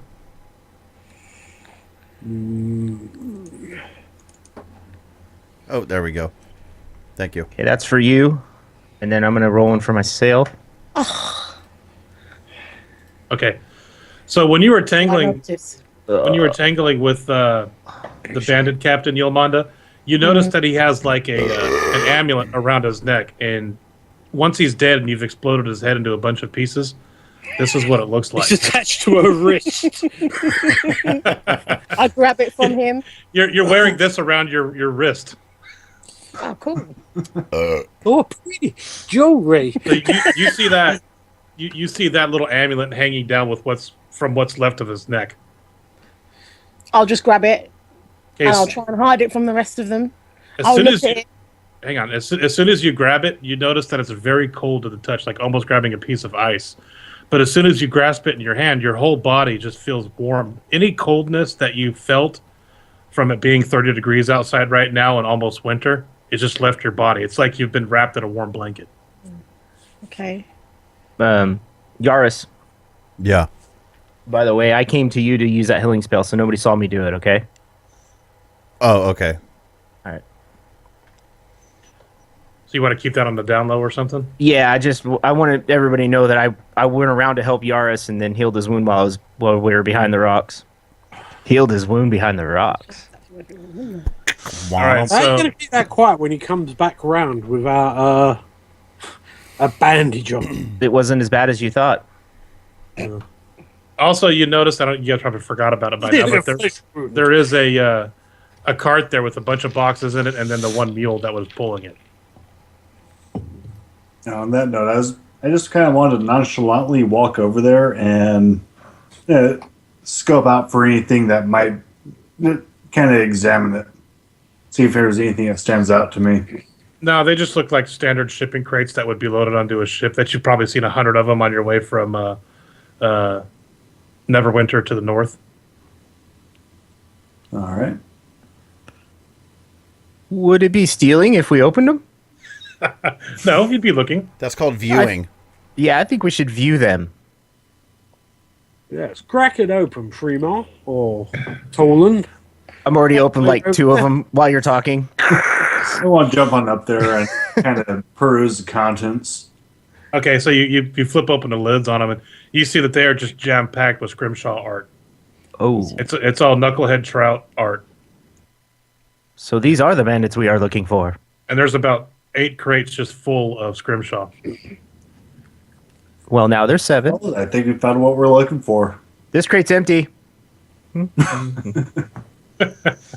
Oh no! Did they just so happen to empty that crate out somewhere along the way? Must have, yeah. Mm-hmm. That's terrible. You guys want to go ahead and hold on to one of them? Why not? Yeah, I don't care.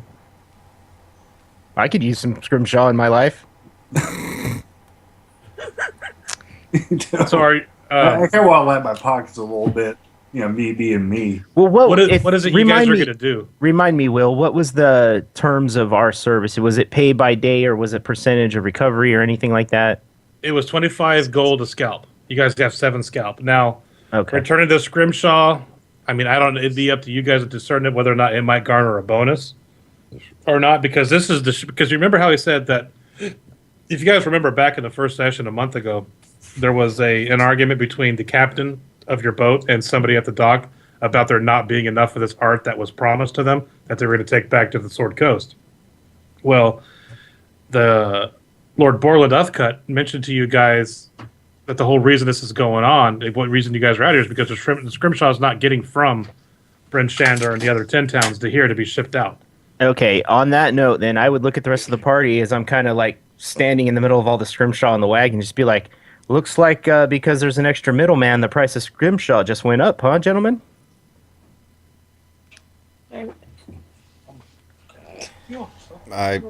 Or not? I suppose it could. Well, if there's a demand, and we have the supply, well, just goes to say. Agreed.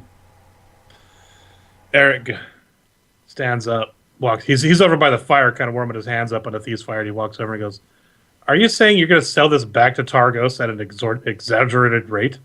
Not exaggerated, discounted, my man. They already paid for it once. We just want our middleman cut. Freemar. I am sure that Lord Borland would be more than happy to give us a bonus for this, but we cannot do that. It does not belong to us. Call it a bonus then if you want. He kind of just shakes his head and he goes, "God, these guys," and walks away back over to the fire. Eric, my friend, think of the pub. Yeah.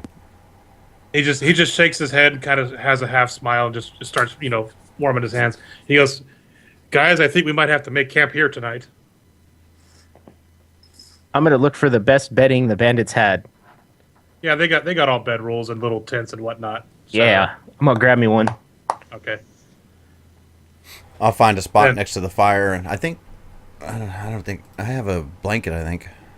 You see Hrothgar come up, and he's still got his sword with a little bit of blood on it from one of the bandits he clipped, and shields it and walks up to Yolmanda and goes, "You warrior."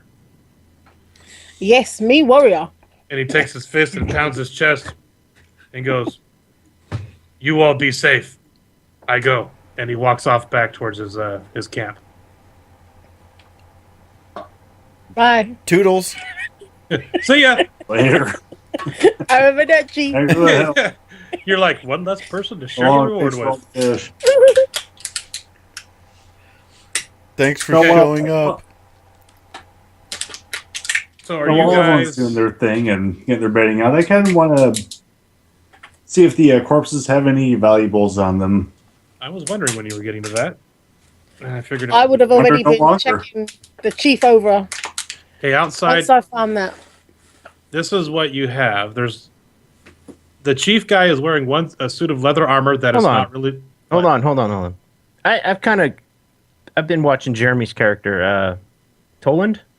Mm-hmm. I've been watching Toland a little bit. Is he doing this under the guise of I'm looking for stuff for us, or is he doing this like quietly, Toland? Quietly. Okay. Yeah. Don't worry about me. I'm just making sure they're still dead. Dead check. Yeah. Oh, look. Okay, specifically, Toland, who are you looking at first? You going to go to the bandit chief? I believe the Bat Chief would be closest to me, so yes, I'm going to go ahead and take a look at him first and see what he's got. Okay, as far as wearing, he's wearing a suit of undamaged leather armor because all the damage was done to his head. But his little cowley's fucked. And he has, as a weapon, he has a short sword. Short sword. Any pouches? Any other valuables? Roll me 2d4.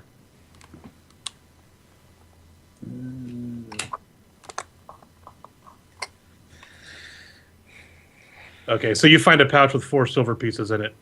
And I'll go ahead and liberate him of that. Right. Dead don't need it. Anything else anybody wants to do? Check out these other bodies, or I'll just stand there watching him go through all the pockets. okay.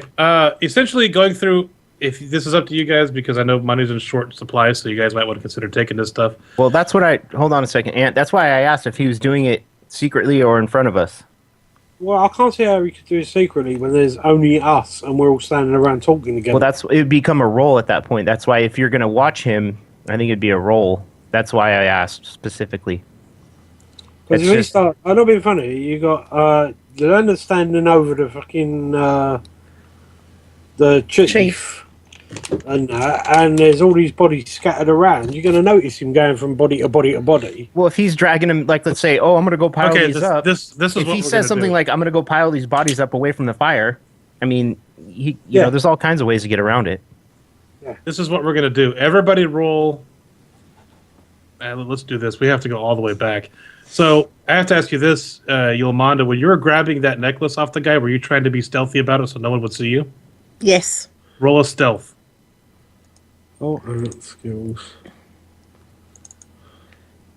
Okay, so we have a total of 3. Would anybody be watching her at all? Just out of anything? I'll just make someone who's Jamie's explained it character. home, right? She can That's why I think all eyes are on her. My character being who he is and her being the only female and within a 10-mile radius, yeah, I'd be watching her. Okay, then, and you would be too, Toland? Yes. Both of you give me a notice, and you have to beat a 3. Well, you know I'm sleeping with one eye open with her around. If you want to go ahead and roll it, go ahead. A notice? I did not beat it. I'm sleeping with... Well, I guess I opened up my bad eye. So, Fremar, all you notice is that she appears... You can't tell what it is, but she picks something up and she puts it in her pouch that was on the body of this bandit captain. Okay, now, the same goes for you, Toland. Go ahead and give me a stealth roll.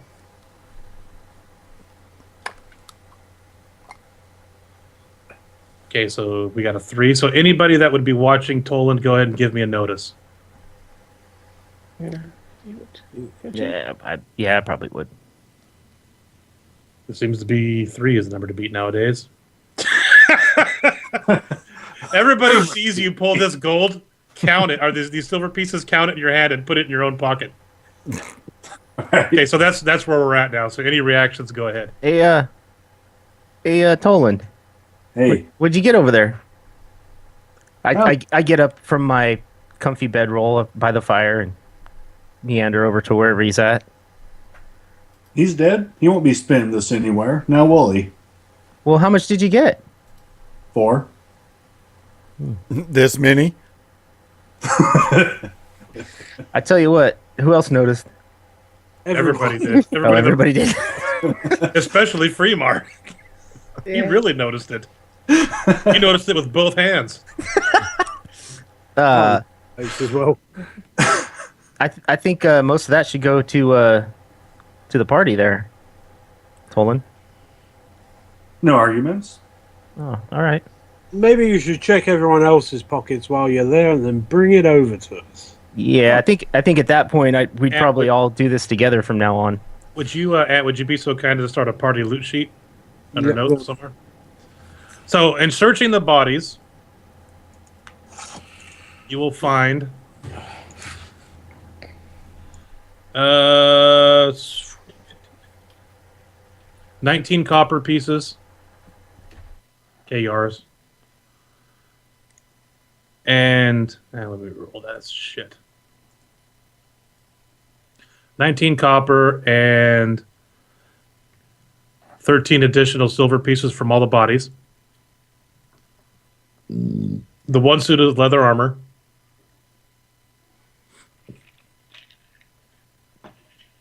I'm not hearing. That's because I muted my microphone. Fine. If I'm going to get abused for muting my microphone, I'll just type anyway. Go on, the leather armor. And then a dagger. It's when I smack my monitor to send the carriage back. And when Ant types, it actually sounds like a typewriter. Ding. One dagger. Are you ready? Okay, a flail. Hand axe. Rapier. And 3 short swords.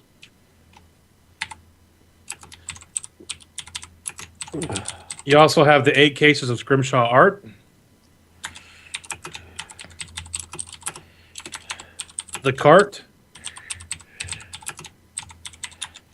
And a donkey. And a northern mule.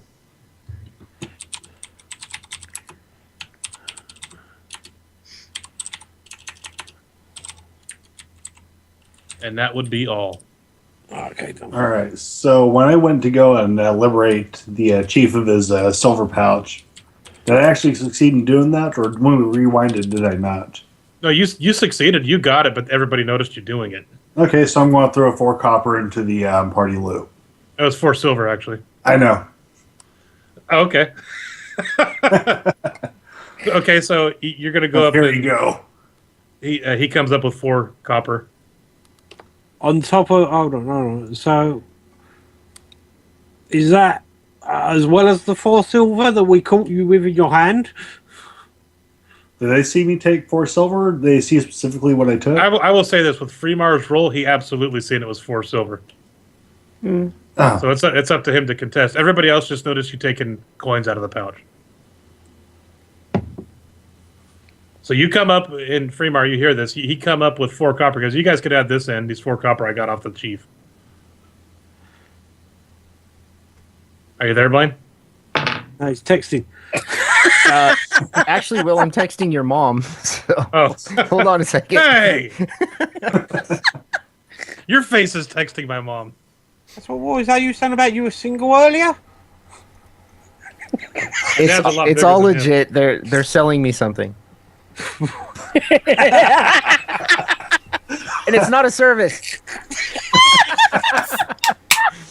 Now, all right, so put the joking aside. My parents are selling him their truck. Yeah, I just want to get back to her real quick, and then I'll be back in. But what was the question? I can answer it. Basically, Toland came up, and you guys are putting all the party loot together, and he comes up with 4 copper pieces and says, hey, I got these 4 copper off this chief here. You can add it to it. But you know it was 4 silver. I don't question it in front of the party right now. Okay.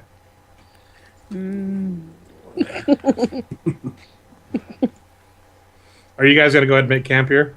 I'm assuming with my notice when I was trying to watch Yomanda, I'm passed out. That's the only thing I can You're sitting imagine. there trying to keep an eye on her, you just fall asleep in the snow.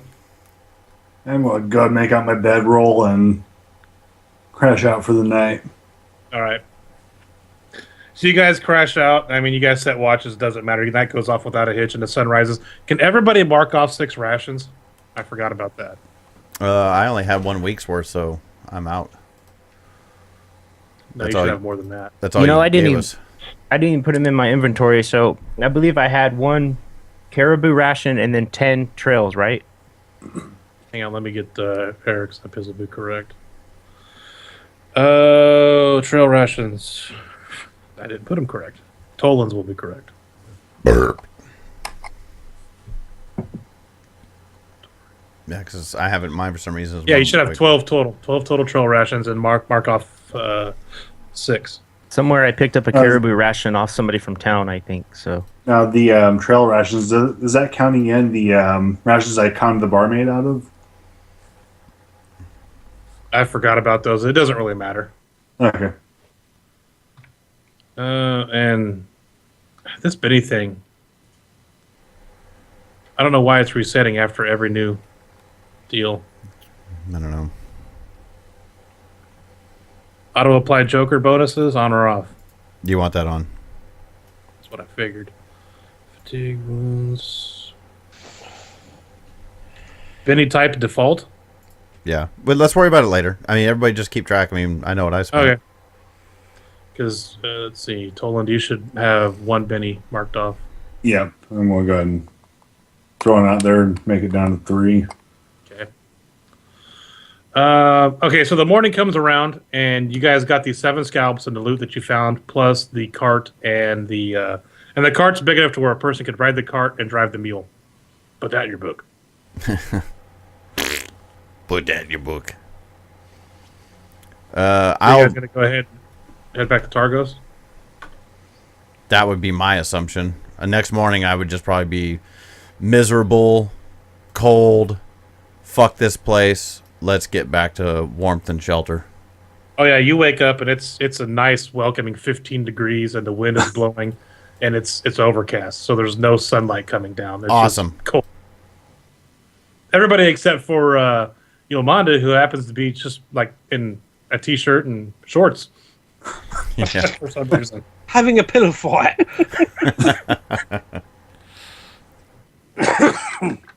Okay, so you guys go ahead and mark off 5 more rations for your hike back to Targos. Who's driving the cart? I would imagine Yaris. Only if I was the first one up and just kind of like sitting on a buckboard looking at them like, anytime. Any fucking time. Any arguments with that? Nope. Okay. So you guys take the 5 days, and it's a blistery, cold, miserable 5-day trek through the snow that's, every morning there's an extra inch of snow on the ground. And you guys finally get back to Targos.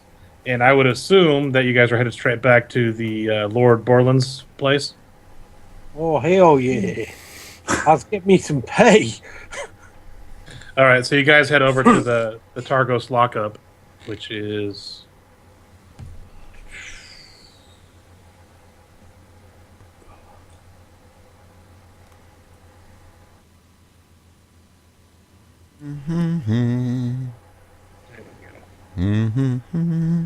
Just number 6 on the map, if I could find it, because I'm a dumbass that made them black. And it's right above where it says square in Market Square. There's a lockup.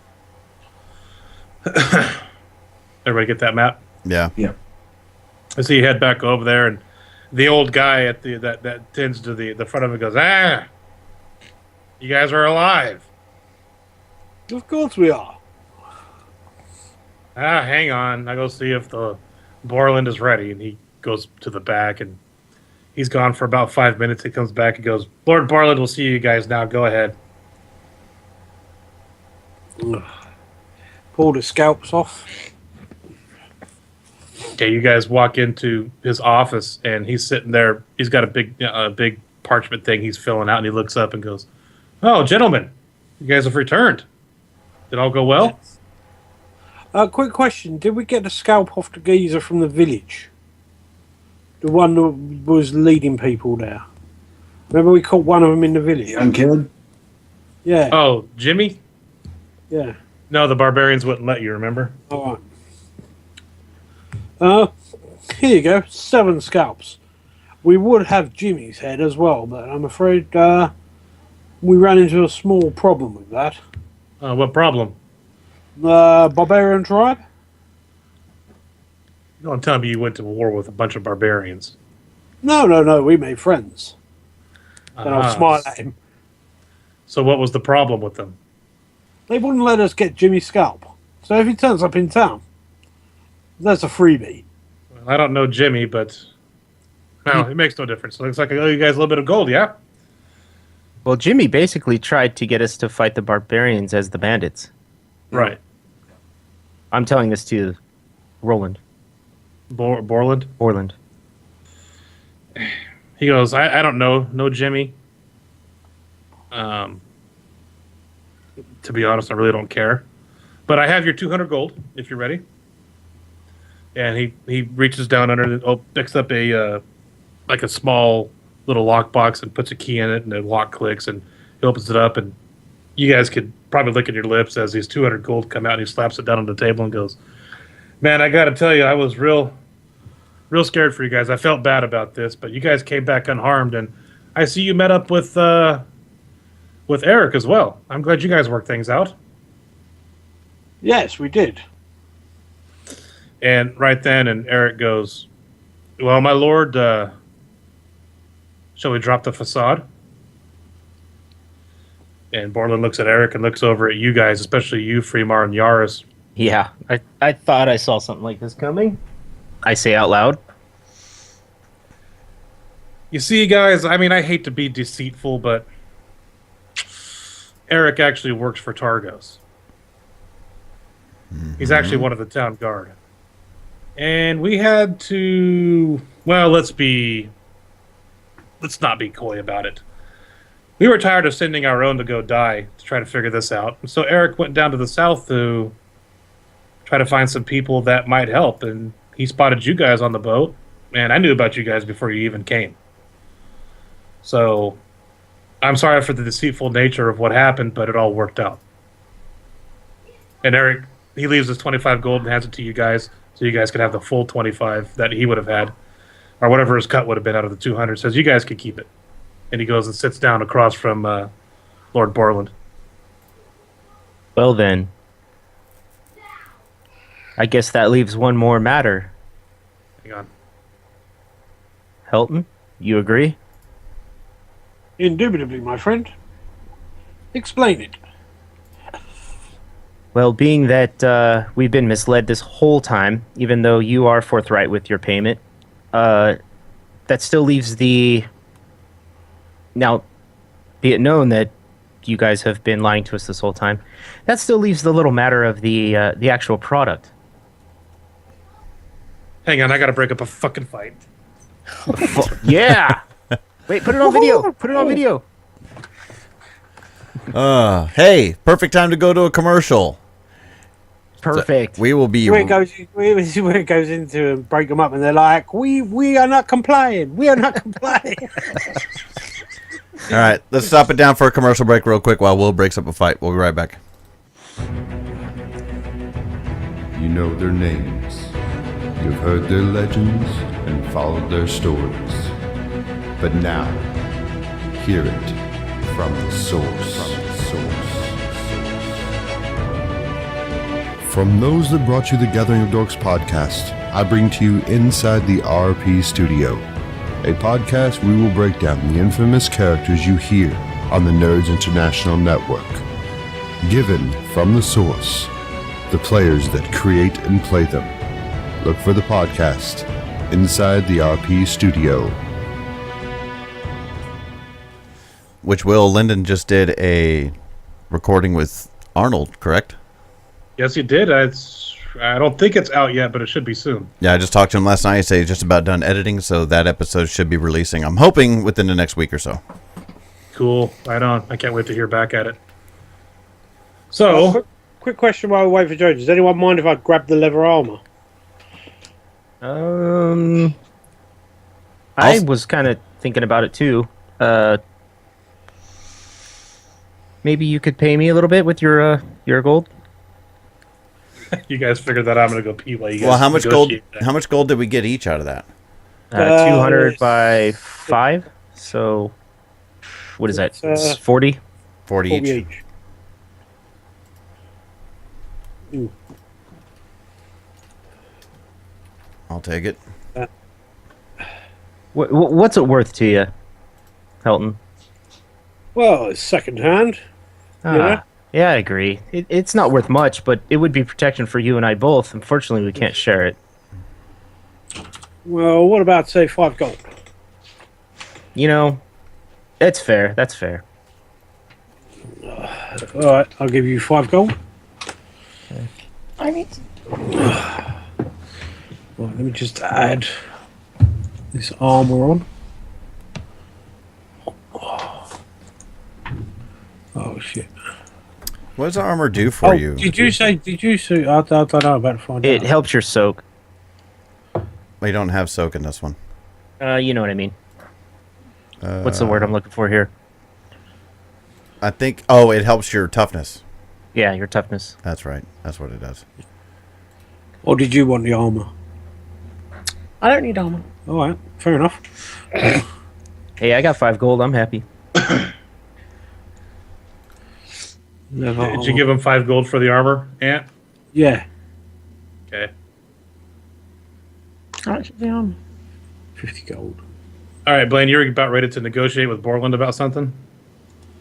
Yeah, basically the statement I said was, well, being that you guys have lied to us this whole time, and I don't like to use the term lie. I think it more of being cautious. Okay, well, if you want to put it cautiously, lied to us, then there's still the matter of the product that we recovered, and I believe that we are, based on the fact that you've lied to us, I believe we deserve a reward for the recovery of the product, as well as the scalps. He looks over at Eric, and Eric just kind of goes. He gives this. If you can see my camera, he does this. Yeah, like, it's up to you, Borland. This is your show now. And he looks at you guys and looks back down and goes, "Well, what were you thinking?"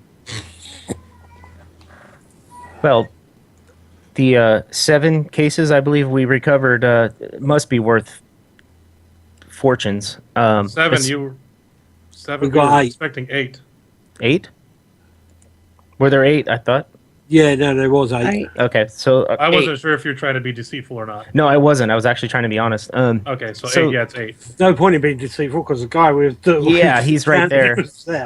If he had left the room, it might be a different story. But so the 8, basically the 8 containers we recovered must be worth a fortune each individual. So how much? Let's just say one of those crates would be worth. Well, I appreciate that you're honest with me about finding them. But as you know, and I'm sure that maybe even Eric has explained to you, that's not your property to sell. It doesn't belong to you. You recovered it, and we're thankful for that. Maybe we could have some type of a finder's fee or some type of a reward. Oh, that's all I'm talking about, good sir. I mean, what's the standard finder's fee? 15% of the cost? I will offer you 100 gold as a reward. I would take 200 and leave willingly. Is there some type of a persuasion? I'm sure there is. Yeah, it's called a persuasion check. Is there some type of... Oh, yeah, there is. In a popular D20 gaming system. Yeah, there's persuasion. Is there? Mm-hmm. Do you have it skilled, or is it unskilled for you? It's unskilled, of course. I'd like Spend a penny. I'd like to point out that Toland has persuasion. Am I privy to this exchange going on? Yeah, you're in the office You're in the same room. Everybody's there. Yeah, 200 sounds like a fair price to me. Doesn't sound. What about you? And go ahead and like to use my persuasion check then. So he's helping. You're helping me, or Yes. are you using your persuasion? I mean, That's it's my a good- that's a persuasion good to help out in this little negotiation. Okay, how does So that's you're gonna give +2. Blaine a +2 to his roll. All right. Well, wouldn't it be better if you gave him a +2, seeing as he has the skill? It would, but I've done most of the talking. It's Exactly. I was gonna make semantics. Semantics. If you look, it looks like Jamie's got something growing out the top of his head. Oh. A 3. Borland goes, look, I think 100 gold is more than fair. I appreciate you bringing it back. I apologize for being deceitful. We didn't know you. We know you now. We know you're trustworthy. 100 gold. Not a penny, not a copper more. I'm going to look over at Toland. Questioning. Yeah. Can I do a persuasion check of my own? I think the gin kicked in, guys. Well, go ahead and say what you're going to say to him. Now, look, 100 is good and right and all, but we recovered this stuff for you. You've been deceitful this whole time. And yet you want to short us. Go ahead and make your persuasion. Ooh, with a raise. He goes, look, I don't want to be the bad guy here. He goes, all right, I tell you what. I could go as high as 150 gold. And I look over at the others, kind of like, okay. Well, he's not going to go to 200, is he? So, yeah, I think we're good.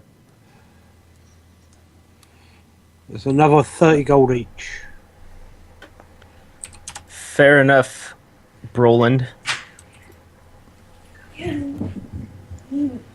I've got a daughter attacking me. That happens to be all the time. You broke into a house with your child? Jeremy, go for the eyes. Through the cat flap. That's what it is.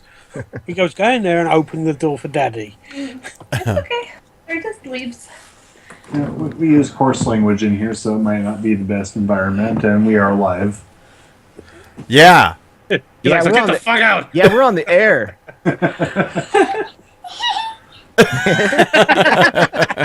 Okay. She's cool. Thanks, Ian. You ready to go down? And the ruse is up. The house I broke into, the owners came home. They're cool with it, though. Yeah. Really? We are? He didn't know what to say. I mean, she could have went, ha ha ha, what? And had that same look on his face. When she runs out of the room screaming rape. I'm trying to stay in character, honey. All right. So if that's agreeable, Borland gets under, pulls out his chest again, and pulls out another 150 gold, and you guys can divide that however you want.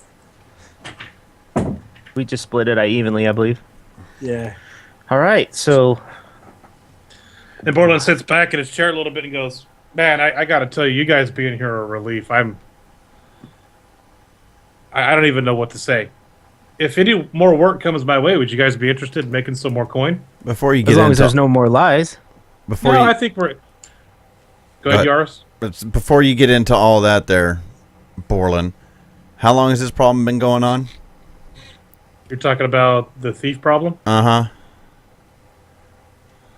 Well, the bandit problem's been going on for about I forget what I said last session. I think it was like 310 day. Sounds to Maybe me longer. like you need a little bit better city watch. 4 strangers plus this lady shows up out of nowhere and we handle your problem. Sounds to me like you got a bit of a staffing issue going on here. Well, I'm not going to argue with you. A lot of our guys are inexperienced. Maybe we could train them. I'm sure that your Munda can. Definitely. And I'm quite handy with a sword. He just looks up at you and goes, I think that their handiness with a sword is fine enough. It's the experience that they lack. Yes, but you send them out to get experience and they end up dead. Well, you're trapped in a vicious circle. He kind of has that look of, do you guys take this guy everywhere? Unfortunately, yes. Or are you making him sit on the cart sometime? Well, sometimes goes, "Look, I just yes, prefer he'd pull the cart. Fucking ass. Well, like I said, I apologize, and as you could tell from giving you the items that I did before you guys struck out, it did weigh on my conscience that I sent you guys out with the deceit in mind. You all look around and find that Fremar has disappeared, and he'll show up at the tavern. Okay, so you took off, Fremar? Yeah, I'm out of there. He's like, whatever. Let's go anywhere except the tavern. Hey, I got gold in my pocket. I got jobs to do. Okay, so Borland basically he's letting it off with, hey, if something comes our way, you're our guys. You guys are our hired mercs, so we pay well, as you can see. We'll let you know, but right now, as it stands right now, we're good. So now it's on to you guys. What do you guys want to do in Targos now that you have some gold in your pockets? I'm gonna go and have a hearty meal. Mm-hmm. And the map should still be up. Are you joining us, lady? Why not? I shall join you for a hearty meal. What are you gonna do? Punch the cook and get it for free? I'll grab you by the balls. Make his head explode. Looks like we're having brain stew. What was the name of that inn? That would be the Salty Dog, and it's Salty number Dog. 2 on the map, and that is down. I will Right point out where it that there are says no numbers on the Yeah, I map. was going to say there's no numbers on here. they're hard to see, and that's my apologies for that. But it's right under where it says 3 flags sailing. The 2 is right under that. Oh yeah. Oh. Okay. Oh. Okay, I see it. Yeah, that's where I'm going. And that's Jim, the bartender. Okay. The big guy that threw the 2 dwarves Maybe out. there's number 3. Okay. So Okay, we'll start with you, map. Fremar. You head over there, and we'll say it's about midday. And you go inside. You see Big Jim back there behind the counter cleaning a couple of mugs, and there's nobody in here. Perfect. You say Big Jim like it's a dude that has a used car lot. Come down to Big Jim's used cars. $4.99 bargain.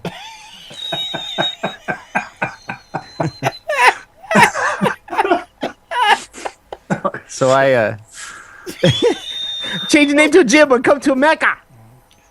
So I'm gonna head back straight to Big Jim. Okay. You can mute Jamie.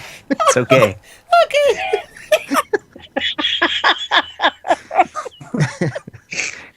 He's Big Jim, but he's a 5 foot tall Cambodian guy. It's not.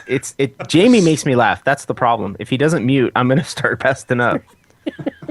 Okay. So I head straight back to Big Jim and sit up at the bar and order I believe he had an expensive ale, did he not? Yeah, I forget what the name. But it was a gold piece for that. Yeah, I'm gonna order that like just straight off the bat. Give me your finest ale. Oh, you were here just a 10 day ago, and okay. And he turns around and gets out like a 16-ounce mug and fills it all the way to the top, pulls the foam off, and fills it all the way to the top where it's just liquid all the way to the top and sets it down in front of you. Goes, wow. You guys did pretty good for yourselves, huh? I pushed the gold piece to him, and we did rather well. We discouraged some bandits on the road and brought back some scrimshaw for the townspeople's economy to continue flowing. Oh, you brought the script. Oh. Hopefully business picks up then. It's been low, obviously, with the knucklehead trout shortage and all. I mean, scrimshaw here is becoming hard to come by. I've been wanting to talk to you about business, Big Jim. Hey. You do own this establishment, correct? I do. You know, I have skills in other avenues besides recovery of stolen goods. Such as? Well, acquiring stolen goods. If you get my meaning. Give him that big smile, that tooth-eating grin, or whatever you call it. Did you say acquiring stolen goods? Well, that's correct. I do happen to have certain avenues of relinquishing people of their property. It's actually why I came to 10 Towns. I'm sorry, friend. I have no use for thieves here. I see. Well, then, I shall give you 2 gold in advance for the next 2 drinks. Thank you, Big Jim. He's looking at you really questionably now. And I just hold my hands up like, big smile. Nothing here. Slide him 2 more gold. Okay, you're set up. So what is everybody else doing? I just want to get a room and get a meal. Let's see. The inn would be the Salty Dog. That's common room. And there's the Weeping Widow, which is like the best one in town. Probably just go over to the Salty Dog since it's kind of like a I've been here kind of thing. Yeah, you go over there and you see Big Jim back there, and he you can see him having a weird look at Fremar, and he looks at you as you walk in, then he turns around and just walks to the back. Oh. Fremar's sitting there drinking a cold ale. Wonderful customer service around here. Well, I might have discouraged him slightly in my last statement. What did you say? I simply asked him if he had any jobs that he knew about that might require my expertise. And what did you describe as your expertise? Oh, why the willingness to absolve people of their amenities? Oh. So you told him you're a crook, is what you're getting at. I would never. Boy, but yes. Nothing like yes, walking around with a banner that says, I steal shit. No, but you got to understand the character. He's like, I would never. But basically, yes, exactly.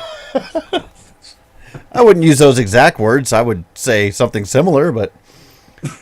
You know, if people didn't want them, then they wouldn't leave them lying around. Way to go, Freeman. But no fear, I will never do business in the last resort of 10 Towns unless it was asked of me. Well, apparently around here they don't want to do business at all because that asshole just walked to the back room as soon as I walked in. Big Jim! Big And Jim! You start hollering for him, and you guys smell this wonderful smell of cooking venison just hit your noses. And he comes back out, and he's got a towel in his hand, and he goes, "Yes, sir, how can I help you?" Oh, and he looks up at Yaris. Yaris! Right? Yaris, right? Lawnstride? Yaris? Yaris. I'm not sure I ever gave you my name, but that's right. Oh, whatever. If you didn't, then you there. I remember you. Well, what is it about everyone's fucking... In every game we play, we always piss off the barman. For fuck's sake, Lindon. Look, I'm just looking. It's been a long couple of weeks, however long it's been. I'm tired. I'm cold. I'm hungry. And I just want a meal and I want a bed. Well, most of those things I can take care of. I get you a hot meal, get you warm. The bed part I can't help you with unless you want to sleep on the common room in front of the fireplace. It's much more comfortable than snow, I'm sure. Well, what would you like to eat? Would you like some venison? I got it roasting now. That would be wonderful. Okay, so he's... we'll say for an ale and a plate of caribou meat and the spot on the common floor. We'll call it 2 gold and 1 copper. I believe he ordered the venison, not the caribou meat. That's what I meant to say. Oh, shit. So, gold, silver, copper... How much did you say? 2 gold and 1 copper for the place on the common room. I would just flip him 3 gold. Okay. I'll slap 2 gold and 1 copper down next to him and go, make that 2. Oh, were you there too? Helton presses down up as Raiden and just appears next to you in a blue flash. I thought we all went to the same place after the thingy bomb. And then I I'll appear behind all of you and pull the same out of my boobs. So we're the rest of... Did you all come in together then? Did you all come in together? Yeah, probably. Oh, I probably would not have had that conversation with We came in after. With Yaris then. Oh, we'll just say you came in a few minutes before, then they came in. Okay, that works. Oh, I see. You actually said that you slipped off early, so you would have had that conversation. Okay. So, obviously, Fremar comes in and has this conversation with Big Jim. Then Yaris comes in a few minutes later, and then maybe just a couple of minutes after Yaris comes in and orders his food, everybody else comes in. Mm-hmm. Except for Toland. Was there something else you wanted to do before we do that? Yeah. Well, I have this horrible habit of not remembering shit. So the gold we got from the previous endeavor, how much was my cut from that? And we'll have that. 70. You would have got 70 total gold. It was 70. I think it was 75. No, it was 70. Oh, it was 70 because you gave me gold each. You gave me 5 for the armor. 4 gold each, and then 30 each for the other bits. And well, you were saying Weeping Will is pricier. The Weeping Widow is like the luxury inn. It's not a tavern. It's a hotel, if you will. Okay, it's a hotel. The other taverns in town is the Trip and Shuffle, which you've already been to, if you remember. Yeah. And the Three Flag Sailing. So, I'm going to go ahead and just head on over to the Salty Dog, get some grub. Okay, so Yolmanda, Toland, and Helton all come walking in at the same time. And you obviously see Big Jim talking to Yaris, and he heads to the back and comes back a little bit later and puts a plate of fantastic smelling food in front of Yaris. Did you say Yolmanda, Helton, and Toland walk into a bar? What's the punchline? Yeah. So, what are you guys going to do? I'm going to eat my venison. So are you going to buy a place to sleep here, too, or are you going to go somewhere else? Yeah. Well, I basically thought we walked in just as Jaime was ordering, which is why I said, make that 2, and slap my money down. And Big Jim goes, okay, I'll make it 2.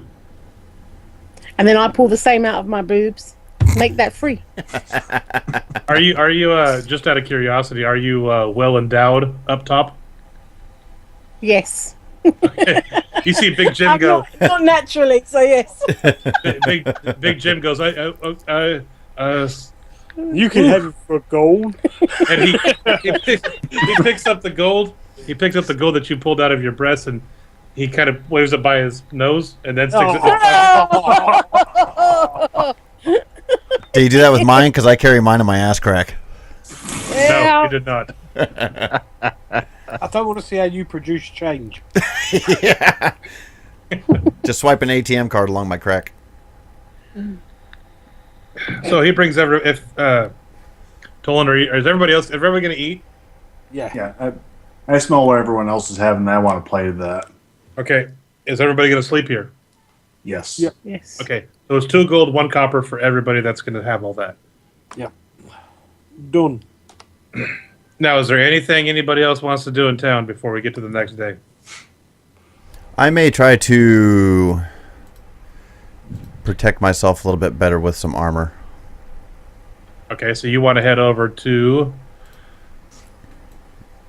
After taking that Red hit Death. that I took, I was like, not cool.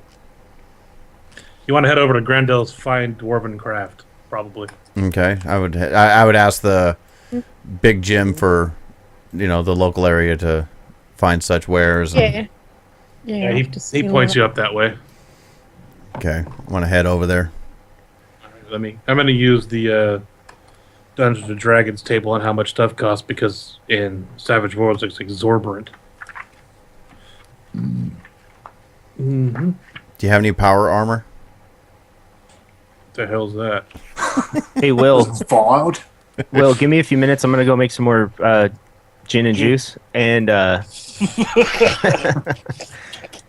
do want to roll down the street smoking chronic? Yeah. Pretty much. I do want to do something before we go to sleep for the night. Okay, I'll take care of Jaime while you're doing that. All right. As well, I want to outfit myself with some kind of protection. Who will? Yeah. Okay, so Toland and Fremar are heading over to the Dwarven Craft Shop. And so... I'll join them too. I think I need to equip a little bit more. Okay, so you guys head over, and it's up a couple of terraces. You guys finally get to this thing, and it's set up like a normal shop, and there's a female dwarf back there attending to a leisure, and you guys walk in, and she goes, "Welcome, strangers." Strangers with a little bit of coin to spare. As you could see, and I'm looking down at my frail body, I could use any help I could possibly get, as I just took a rather nasty wound. Good. Looks you over, shakes her head, goes to the back a little bit, and she's holding this leather breastplate with, and you can see her bicep is like bigger than yours, like she's built, and she's got this suit of leather armor. She slaps it down. She goes, "Why don't you try that on?" I was hoping you might have a little bit more. Do you have any chain or anything along those lines? I do. What would something like that cost? Well, for a chain shirt, you're looking at about 100 gold. That won't do. How much for the leather?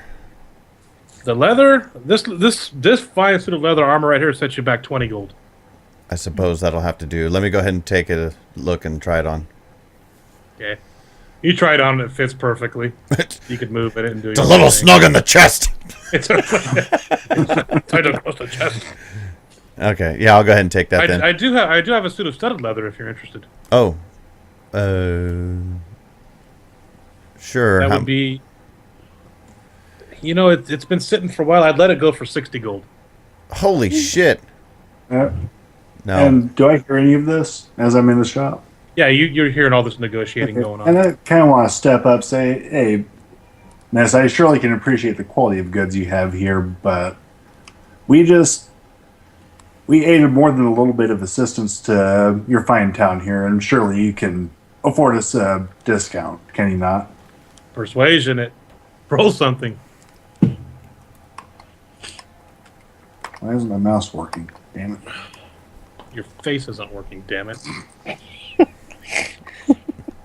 Oh, for fuck's sake, she's going to charge you more. She looks up at you and she goes, "Get out of my shop. Get out of here. Just get out."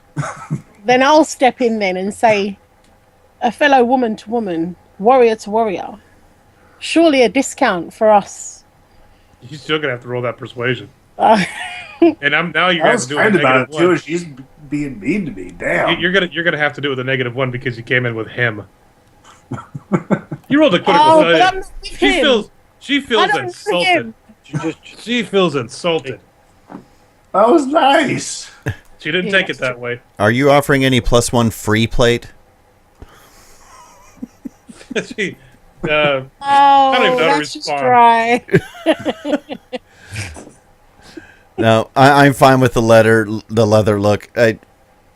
Discount or not. I mean, Yaris is just incredibly tired and fuck the road and everything else. I'll take the leather look. 20 gold. I'm fine with it. Negotiate with them all day long. I'm going to flip her 20 gold and leave the store.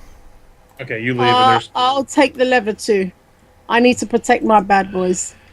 Okay, she comes out with a suit of leather armor. It fits you fine. It's 20 gold.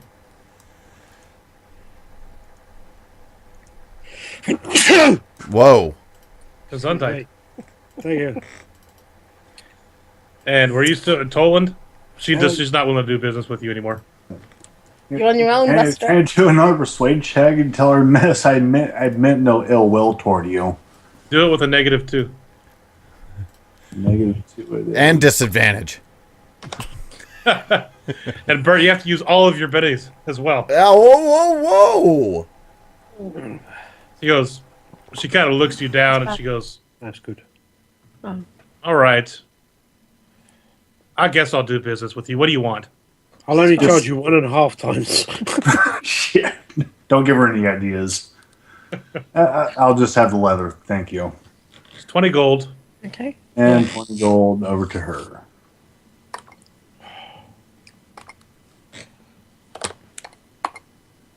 And done. And I'll exit quietly and follow the rest back. Okay. I'll tail tuck between my legs. Are you guys going to do anything else in town? It's probably around mid-afternoon now, after all that. No, I'm good. Dog!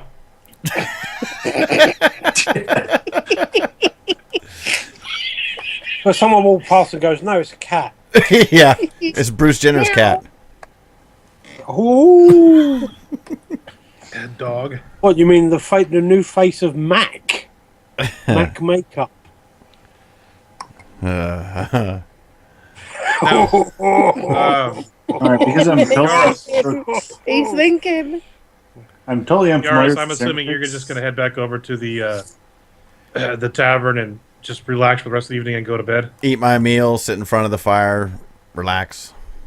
Go ahead I'll curl up. What's his name? Yaris. Yaris. I'll curl up next to Yaris.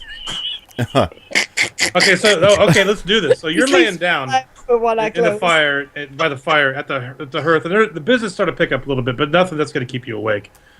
And you feel this this elf come lay next to you and kind of snuggle up Just next feel someone squeezing up against him. Yaris would like jump up, like, what the fuck are you doing? Why? I want to keep myself warm. Yeah, fire hot, you dangerous. Fire hot, you dangerous. But I can protect you. You don't want my protection? Let's worry about that at another time. I'm gonna like sit and pull a chair up to the fire and sit in it, like slouch, and do the most uncomfortable sleep ever. dagger in hand. Yeah. Is that what they're calling it now? Yeah. That's his code word. Ham dagger. Paladin. No, he meant ham dagger. Pork sword. Okay, so barring anything Blaine wants to do, we're gonna fast forward to the next morning. So we will wait for him to get back. Right. And since I'm completely unfamiliar with this interface, how do I get that armor there in my inventory? I'll handle it for you. But once it's in there, Jeremy, there's something else you have to do. I'll explain it to you once Will has it in there. Okay. You have to audit. If you look on your main tab, Jeremy, you see where your toughness is, and it has the big box and the small little box to the bottom left corner of it. Yeah. You're going to double click that little box, and the armor should be in there, and make sure you just have it checked off. And that'll add it to your toughness for you. Oh, perfect. Thank you. Yes, sir. There it is. Thank you, good sirs. You know what? What time is it? While Blaine's away, 3:40. You want to take shut it down for 10 or 15 minutes and come back? Yeah, we'll do that. Okay, so as far as the listeners or viewers are concerned at the time, we'll pick this up at about 5 to 4 regular people time. We will be back. So it's safe to assume you guys would kind of just be staying at the inn, Yep. eating some meals and waiting for work to come your way. Is there anything else anybody wants to do? Any side projects? Anybody want to rob? I don't want to rob anybody. I just want to get my name out there as, Freemar. I'm in town. Blah blah blah. You can come to me if you need certain things done or Got blah, a blah, problem? blah. Better call Freemar. Yeah. So I was going to spend my evening going through the what's the name of the tavern again? The Salty Dog. Salty Dog. Yeah, I was going to spend my evening going, actually, after buying armor, going through the tavern and just meeting everybody that came in and just talking to them, just putting my charm on and getting my name out there. Is there anywhere else you wanted to go? Because we're going to fast forward a few days. Nope, I'm good. If you can find him and you've got the money, maybe you can hire the Freeman. Freemar. Free mall. Free Mars. Princess. Okay, so about we'll say 4 days come by, and it's in the morning, and everybody's still staying at the Salty Dog, and you can mark off a couple more copper, a couple more gold for everything, and it's been fairly uneventful. The place isn't rip roaring. They got the scrimshaw back, and they got it down at the docks ready for shipment, and they're expecting another boat from the south to be coming in within the next few days. And as you guys are getting around, you guys noticed inside the Salty Dog that Eric's sitting there back in the corner. And he's got a pipe, and he's sitting there with his feet both kicked up on the table, just sitting there puffing on his pipe. And he looks up and goes, "Morning, Freemar." Oh, good morning, Eric. Where have you been this last few days? Oh, tended to some things at home I needed to attend to, and taking my normal turns as town guard, and just doing what I'm supposed to be doing around here. Well, then what about you guys? What brings you to our happening tavern this evening? Well, your name's been getting around, Freemar. Well, of course, I've been putting it out there heavily. Seems you're the guy who fixes things and finds things and is willing to do anything to put a little gold in his purse, yeah? Anything. Well, that was my intention. However, I haven't, as of yet, to actually do a job. You just hear a zip. Zip. Well, come over here behind this table. Here's a helmet. How much will 10 gold get me? There are certain things even I wouldn't do. All the way to heaven and back. He goes, well, might as well cut to the chase because I know how you guys like deceitfulness. Why don't you go gather your party and venture forth over here to this table? And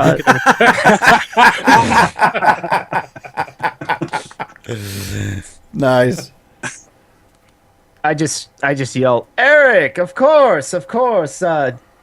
We will be there shortly. Hoping everybody in the tavern can hear me, assuming that everybody's here. Yeah, there's a bunch of people. There's a couple of drunk. Those two same doors that were fighting when you guys got here a couple 10 days ago are there. I mean, the rest of the party could hear me. Yeah, they heard you too, and they come over. All right. They're already drinking. And then someone shuffles a bit too far away, and the AI shit. All right, so everybody going to go over there to the table that Eric's sitting at? Yeah. Yeah. Those two drunk dwarves come over too, and one of them still has a black eye. They're like, "What do you guys want?" God damn, that was a brutal ass black eye if it lasted this long. Oh fuck! His eyeball. You know how when you bust a blood vessel in your eye, it's still red. How drunk are they?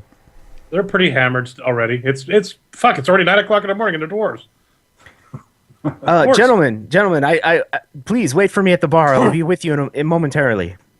And they walk away, and one of them shoves the other one. So Eric goes, friends, I come on behalf of Lord Borland once again. Well done. Mission accomplished. Oh, Helton, it never does stop with you, does it? Some people say it never starts. Well, if you guys are interested in another job, Lord Borland sent me here to fetch you for another one if you're interested. What would this one entail? Well, details you have to get from him, but let's just say it involves a long travel north. Is there gold to be had? Of course, young lady, of course. Well, then let's lead the way. Let's go and find out what we have to. Yaris hasn't said a word, and that troubles me. I'm just waiting to hear what this deal is. Well, if you're interested, we'll head over to Lord Borland's place, and we'll have a chat. Come on, Yaris. It's a life of adventure. Oh, come on. It's killing me. I gotta know. Let's go. Look, even Toland's chomping at the bit. He looks at Toland, Freemar, Yolanda, and Helton and goes, "Look, if he doesn't go, it's not a big deal. We could do it with the four of you. It's fine." Are you kidding me? Helton will lead the way. No, I'll come along. Have Yaris. He's a lucky charm. I'll come along. Yaris, This little bastard, leave him behind. I just want to hear what the exactly what we're getting ourselves into now. I'm gonna give an elbow and a wink to Yaris and just be like, "Come on, dude, let's go check this out. It's got to be worth just listening to." For the third time, I'll go check it out. All right. Apparently, my fellow PCs do not listen to me. Yaris, let's just go, man. Come on. Yaris, I'm sure it'll be amusing. Yaris, it's not that big of a deal. Come on, man. Can't you just talk to the guy? Why don't you come with us? If I say, fuck no, I want nothing to do with it, does that mean we'll actually go? Yeah, we're good now. Yeah, you stay here then. All right, so you guys follow Eric over, and this time at the turn that would take you up to the shop, the town lockup, he doesn't take it, and you guys keep going straight. And you guys are walking, and you guys come to this. It's not a mansion, but for this town, it would be a large house, or it would be the equivalent of a mansion to a town like this. Oh, it seems he's got some new accommodation. Well, it's not a new accommodation. This is actually where he lives. He gets paid very, very well. He's rather well off. Well, he is the sheriff of the town. He's one of the highest paid positions in town. Of course he does. Is he married? If you want to try to hit on Lord Borland, you're going to have to wait until you're inside. Or the other way around. Oh, Joe, please do seduce him and get some money from him. That would be great. Anyway, so you see Borland come up to the door and he goes, and you guys wait for a few seconds and then the door opens and Borland's standing there and he's got his Hugh Hefner robe on basically. And it's fairly early in the morning. He goes, "Oh, Eric. Well, it's early. It's my day off." And he goes, "Yes, sir. I know it's your day off, but you told me to get them this morning." And he goes, "Oh, yes, that's right. I forgot. I completely forgot. A lot of things going on. A lot on my mind. This knucklehead trout shortage is. I was up last night till 2 o'clock in the morning trying to figure out the city's. Anyway." Well, you would think with a house like this, you would be on service duty to the city 24/7, my good sir. Well, he's obviously got no servants. Well, everybody deserves a day off, friend. Would you agree? Anyway, please, it doesn't matter. Come in, please.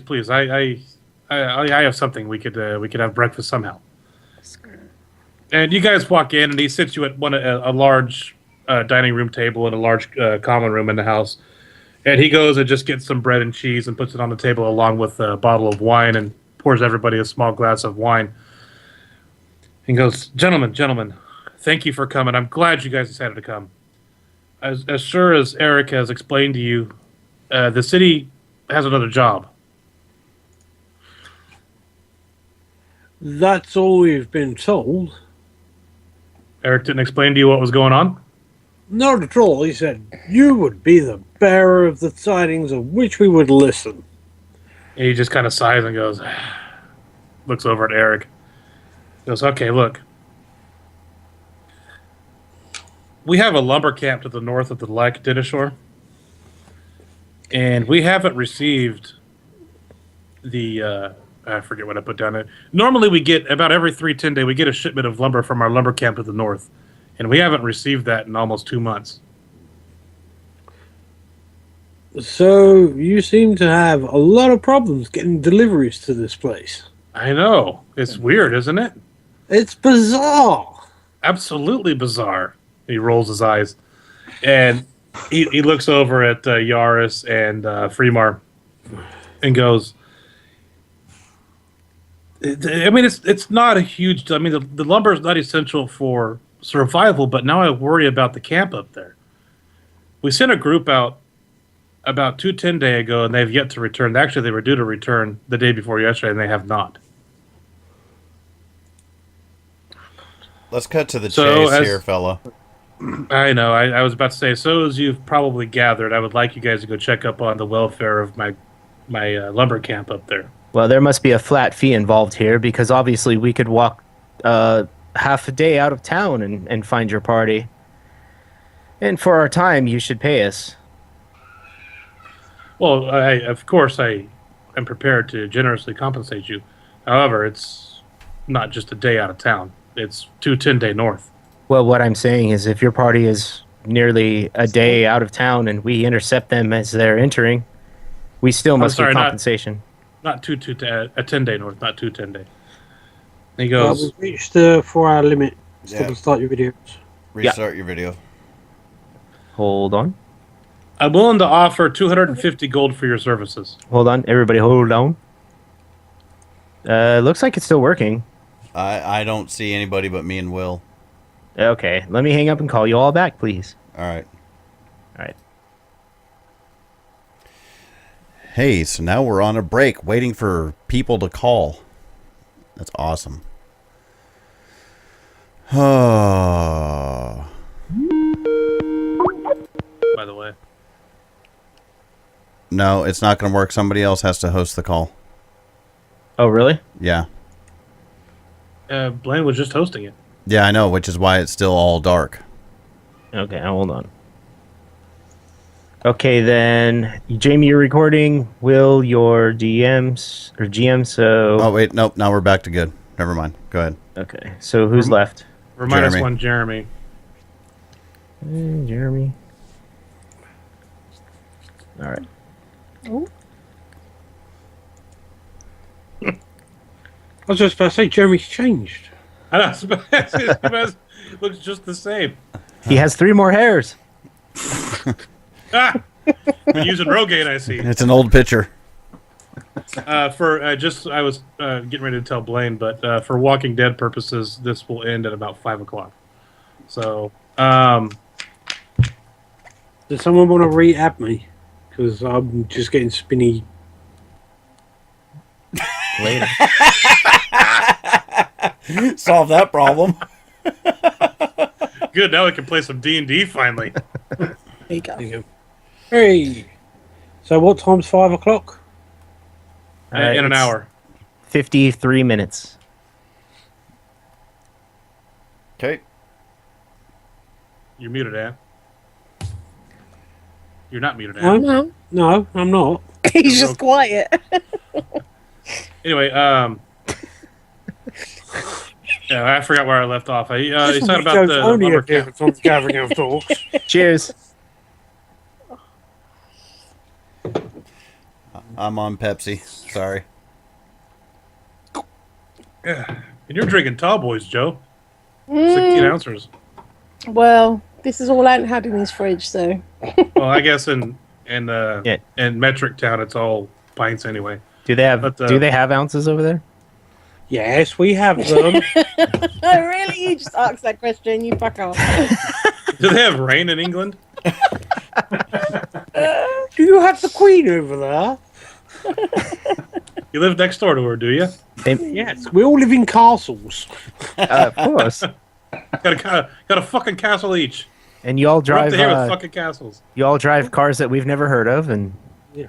We all drive around like James Bond in Aston Martins. Right. Okay, so he goes, look, I don't. This may not be a big deal. I mean, they just could be caught snowbound or something like that. More than likely, that's what it is. But it's a little unsettling that crew has not come back yet. Matter of fact, we sent them out just before you guys went out after those bandits. And what town is this? So it takes 10 days to get there. You sent them out 4 days ago after we left. No, they said it sent them out before they sent you guys out.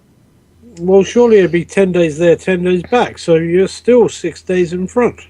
Except for I sent them out like 10 days ago. Semantics. Hello. Hello, my name's Semantics. How are you?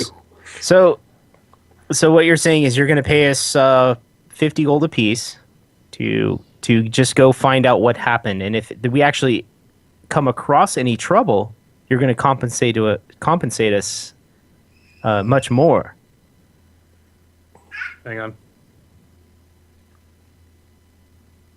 Shut up! I'm trying to get done before Walking Dead starts. Oh, who's that little cutie? Oh, That's Will. The man of the house is next to him, the little guy. yeah. Jaime. What happened? Oh, Daddy doesn't love me. Brother drank my last beer. Hey, Daddy, you get away from me, kid! You got your hug. Now go away. Get away, boy! You bother me. I acknowledge you exist. Now go away. And where was I? I asked you, so basically what you're saying is you're going to pay us 50 gold apiece to go find out what's wrong. And then if we actually encounter any danger, you're going to compensate us for it. Seems fair.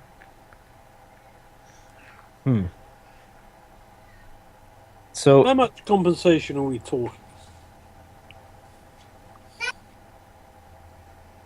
It's yell at kid. Oh, that's a scream. That's a scream look right there. It looks like you saying 1,000 gold apiece there, doesn't it? Look, he's going 1,000 To the moon, Alice. To the moon. each. If you don't behave, there's no Walking Dead feud now, boy. Well, that would depend on the manner of what you come across, and to be quite fair and frank, if you return. Of course we'll return. We're us. Well, the 50 up front is just a good faith, because obviously you understand why I may not trust you fully. But that's fair enough. I'm willing to pay. I trust you guys enough now with what happened a few days ago to pay the 50 up front now. That's fine. And then, of course, the returned lumber, of course, is going to have a reward on it. And then also there's the value of our lives when it comes to danger involved in recovering such lumber. We'll talk the numbers when you return. That's what I'm thinking. Of course, I'll take my 50 now. Yeah, he's fine. He gives you each 50 gold pieces. From his robe. Of course, I speak only for myself. My party may have their own idea of compensation. yeah. This one, I think I'd want to try and seduce him. Go on, then. He is wearing a robe. My fantasy grounds is locked up. Are his legs crossed? I don't. Sure. Yeah, go on, you can do this. I've just got to log back in. Oh, yeah, but it's just annoying. If anybody has any wounds, you could go ahead and recover them. All right, go ahead, Joe. See, Betty Rubble. Shut up. Well, she's Miss Giggles after all. What's his name again? Lord Borland. Borland. Why, Lord? That is a very nice robe you have on there. Well, thank you. May I ask what you are wearing underneath? He looks up at Fremar Yaris. Fantasy Grounds just completely went shit. He looks at the other males and goes, As well. lads, would you excuse us? This is where Eric's just miming someone's head exploding. Why, I think the 50 gold pieces are mighty small for the work you are asking us to do. Well, at first, are all the men going to leave? Yeah, I'm I'm leaving. Something not talking you. I didn't observe. I would walk out with this just like, better you than me, look. Walk out.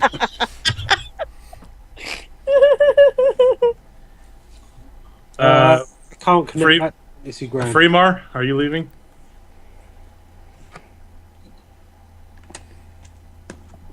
What's that? Are you going to leave? Borland's asked for everybody but your mama to leave. Oh, well, if he asked, yes, of course. Okay. What are you doing? Toland? I just quietly exit. It's Okay. kind of Exit stage left even. Okay, well, now it's down to one-on-one. Yeah, baby. And Oh, yeah, mama. he kind of adjusted his seat, and he goes, so, yes, yeah, you're talking about the gold involved. Why, yes. 50 gold pieces is not very much for a woman of my youth. Yeah, That's when I then make my way forward and, start fiddling with the robe. you look around and you notice there's no evidence of any Mrs. Borland. So, But there is evidence of little Borland. Yeah. and Borland looks up at you, and you can tell that he's kind of stammering and he's like breathing kind of hard. And he goes, "So, what were you thinking for gold compensation wise?" Why, Mr. Borland, has your robe gotten tighter?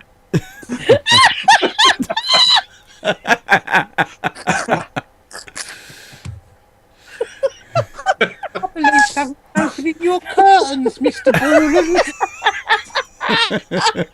This actually doesn't feel weird because it's not a guy; it's an actual female. Would you mind if I pet it? So, what did you? Jeremy just collapsed. Oh, So, what did you say was coming up missing in town? Was it knucklehead trout or trouser trout? Well, let's put it this way: there's me to pay, and Miss Palmer and her 5 lovely daughters. Well, that's a very lovely zipper bass you have. So, Wait to so show you Borland, the fish. Borland kind of puts his hand up in the small of your back and starts rubbing in small circles and goes, "Well, what were you thinking?" how much? I don't know. 100? Let's say 100 gold. Forget And about the rest of them. 100 he- gold for me. And He upon slides. my... He slides his hand down a little bit to the top of your ass cheek, and he goes, "I'm sure we could work something out." Then the hand kind of slightly slips inside the robe. Don't be mean, this. He stands up and he stands up and he has 3 legs showing, and he puts his hand out like for you to put your hand in his. Sorry, say that again. He stands up and he puts his hand out like for you to put your hand in his, Okay, I'll put my hand in his. and he's gonna walk you to the bedroom. Oh, Jesus, hell no. Oh, I'm sorry. Twitch TV can no longer condone the type of behavior broadcasted on this message. Why, the rest of them are waiting for me. Don't worry, I don't think it's going to take very long. Hang on, guys. I need 30 seconds. Is that all? 30 seconds? Oh, God. That includes foreplay. Yeah, thanks. All the details. Shall we skip through the details or just go ahead and fast forward to the payment? Yeah, just fast forward to the payment. Okay, so you guys go to the back, and it's 45 seconds, and he comes back out. And he's like, his eyes are like, ah. I'm sorry, gentlemen. You have to leave. I'm ready for a nap. And he hands you 125 gold.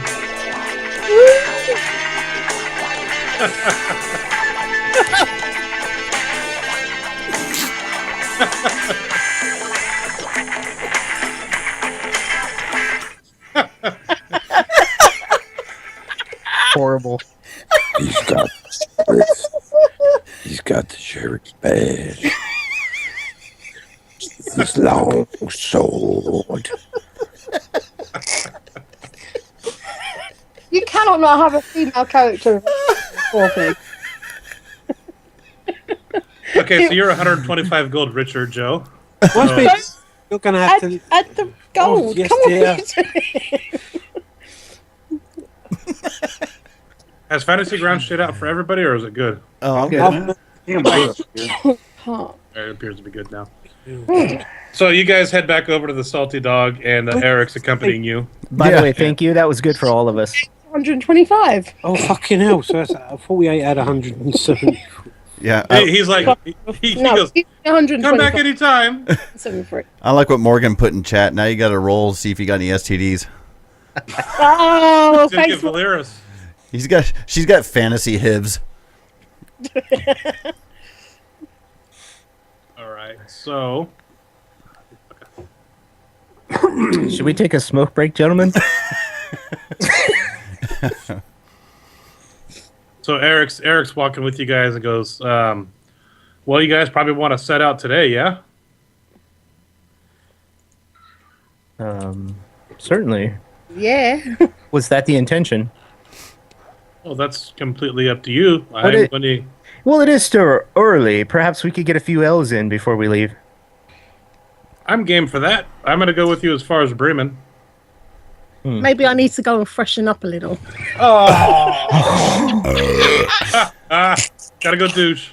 My character didn't even know he was putting on a front for you to freshen up, but now that you've mentioned it...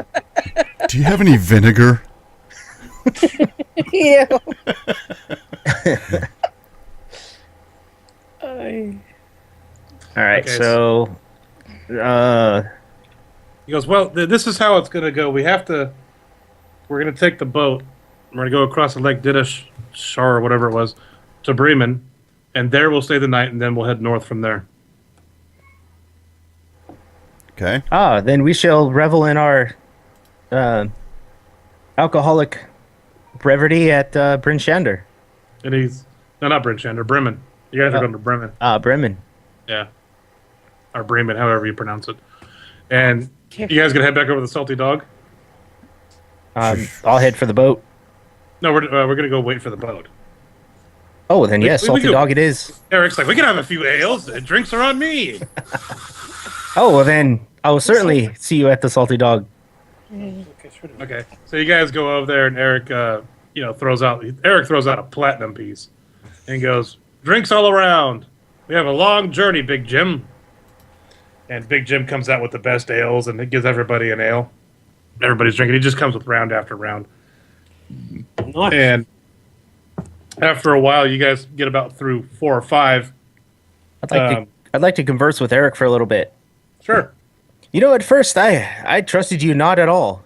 Although I held my tongue, you seem like a very good fellow, and just put my arm around him, give him a big shake. He's like, yeah, you too, little guy.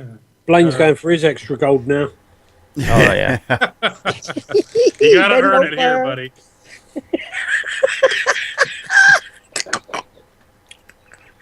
I don't think they heard Can I that. ask you a question? Why does it always have to come back to my operation? Because it's easy. Okay, go ahead. He looks at you, Freemar, goes, why didn't you guys trust me in the beginning? Your story didn't add up. For obvious reasons. How do you figure it didn't add up? It's believable. Well, let's just say maybe you didn't believe it. We saw through your the visage of your story. I guess I'm not quite the thespian I thought I was. I guess I need to work on my acting skills, wouldn't you say? Perhaps you could pay me for lessons. You. That ain't happening. Cheers.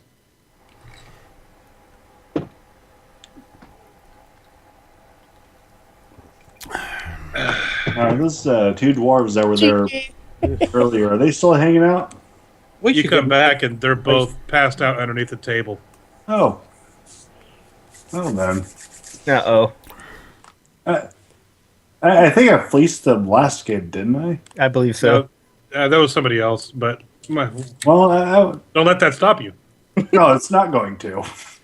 I want to kind of just nonchalantly just kind of saunter my way over to where they are and see if they have any valuables out in the open. Any low-hanging fruit.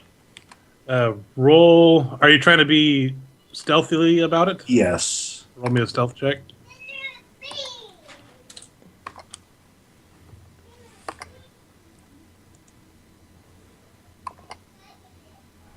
Oh. It's good enough. Okay, so you get over there and you see that Big Jim's watching you, but then he gets somebody from the back calls him, and he goes to the back. I would, if I could do a check to see if I know what he's doing. Beat a 5 on a notice.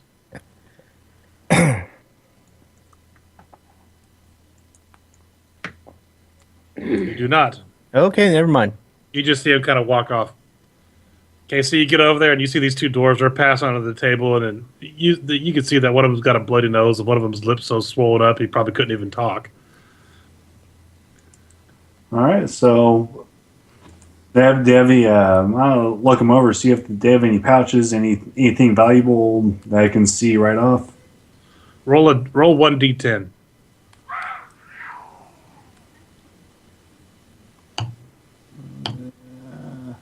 Third one from the left.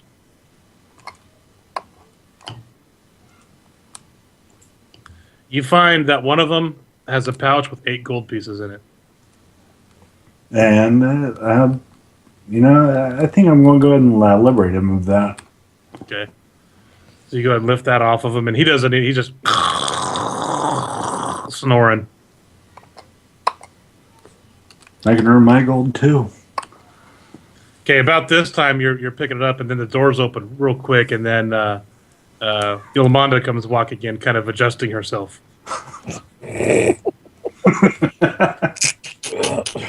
Look of it, and where are you off to? Wherever you guys are going. You seem to have been trailing behind a little bit. Well, What's a lady's got to do what a lady's got to do.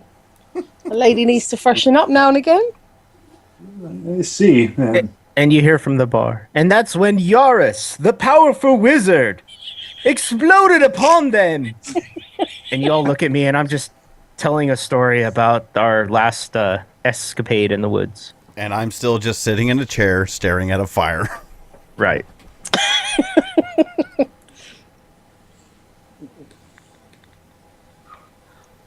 I might hear the bit where he described what Yolanda did. And she sat astride him. Oh, my good sir, I will get to that, but it may take all night. Okay, so as you guys are sitting there having some ales, and Eric's, yeah, I didn't have a brewery. Come on, how stupid is that?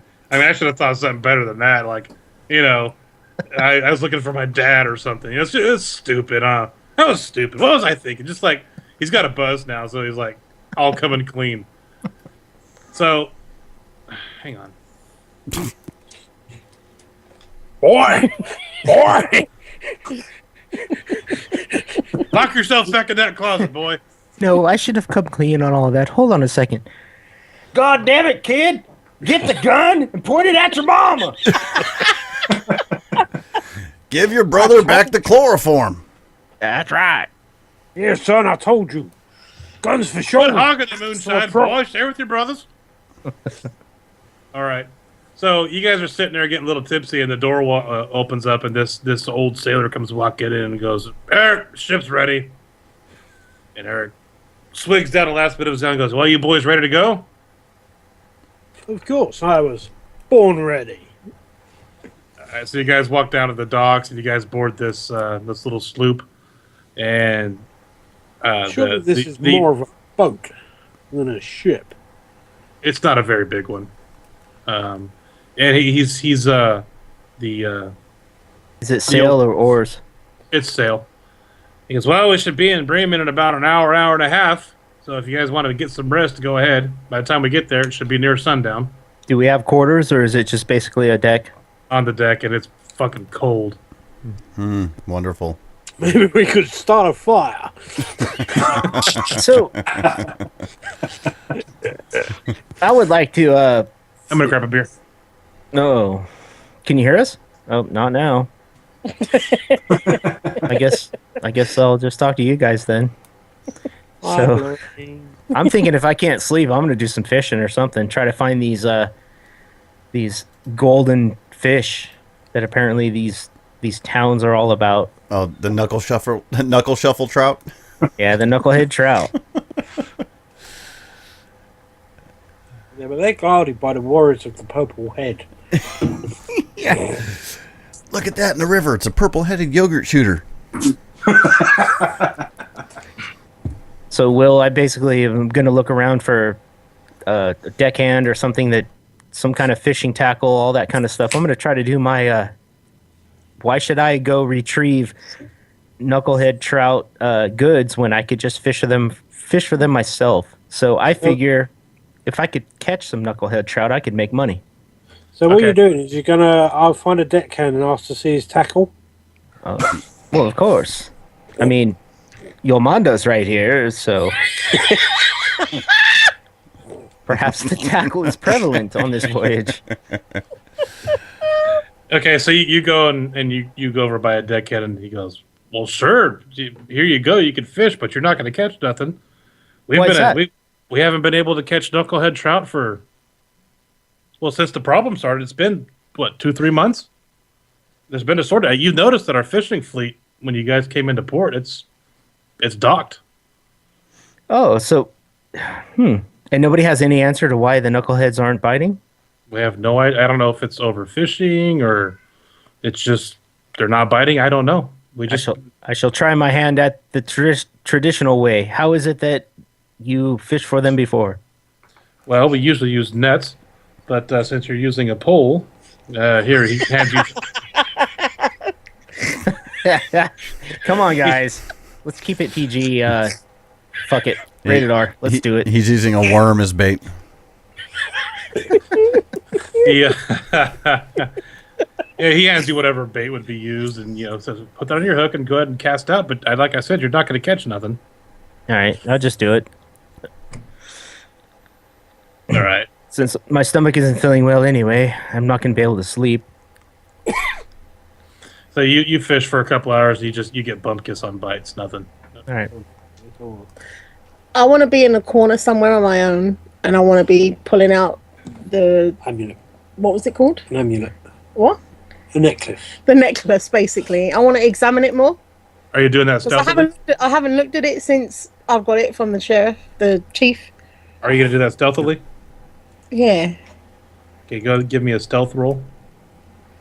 And being that I want to keep my eye on everyone, is there any way I can notice this? Yeah, I'd be keeping an eye on her too. You don't need to notice that. Oh, no, that's not your role. Okay, you rolled notice. Are you done? Holy fuck. Hey, roll your notice and beat a 17. Okay. I'm going to Benny the shit out of this.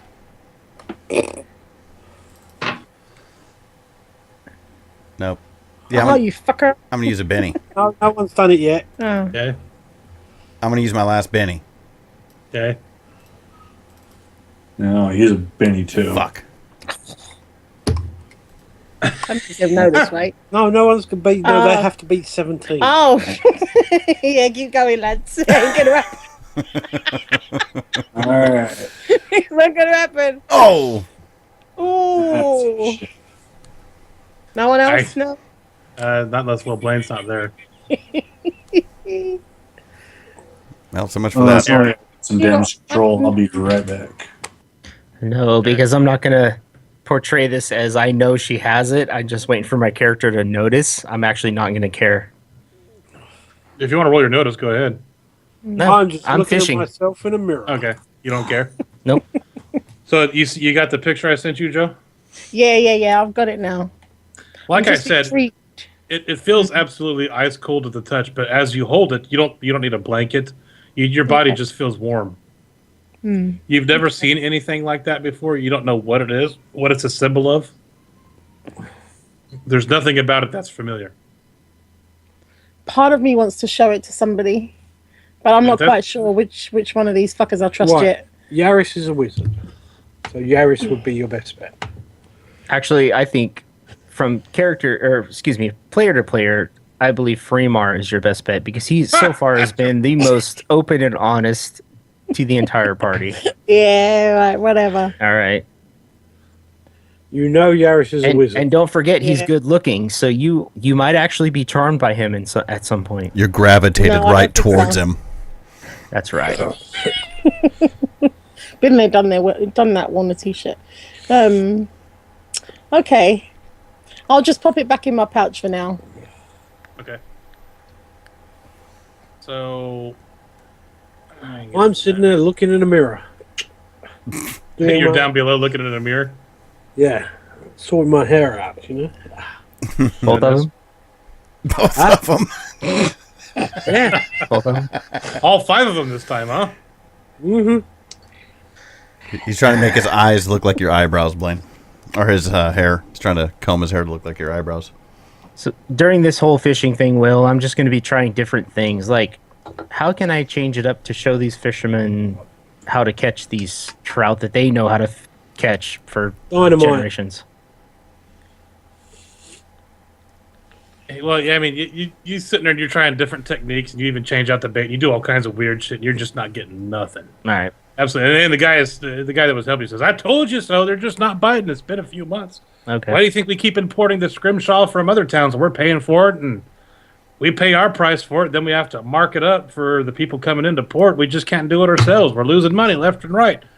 Hell, I had to go to this job and be an escort transport guy now. I can't even fish anymore. He's an escort. He's just bitching and complaining. Well, I just tell him I'm simply trying I'm an to escort. catch. I just tell him I'm simply trying to catch the fish that has suddenly become golden.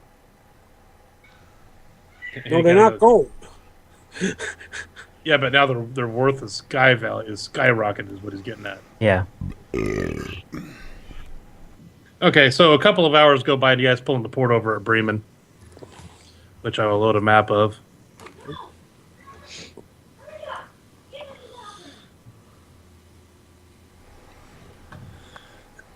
All right, so you guys pull in and see where it says Mare Deldon right there on the upper right-hand side. You guys pull in the port there. Okay. Yeah. And Eric goes, well, we'll head over to the inn in town and we'll get a room for the night. Then you guys can strike out in the morning. Sounds good to me. Don't forget, Eric, you're paying for ales tonight. Almost caught me. Of course I am. How far from port is this lumber yard? It's a 10-day journey north along the shores of the Mare Deldon. So what about transport? Or are we walking? Well, we could check the stables here and see if they have any horses for rent. Do they have any tauntauns? They've all been cut in the stomach area. The And internal. we'll freeze before you hit the first marker. Did you know that the internal body temperature of a tauntaun is lukewarm? It's fucking hilarious. He did just And not I say thought that. they said real bad on the outside. Okay, so you guys just gonna head over to the tavern or the inn here in town? Mm-hmm. Well, has Eric been here before? Does he have yeah. connections? I don't have anything written for this town, so somebody give me a tavern name. The knucklehead fish. This is just such a commodity around here. He goes, well, we could head over to the Knucklehead, get some cold ale, and get a warm bed for the night. Oh, perfect. Sounds good to me. Nice lay down and a nice warm bed.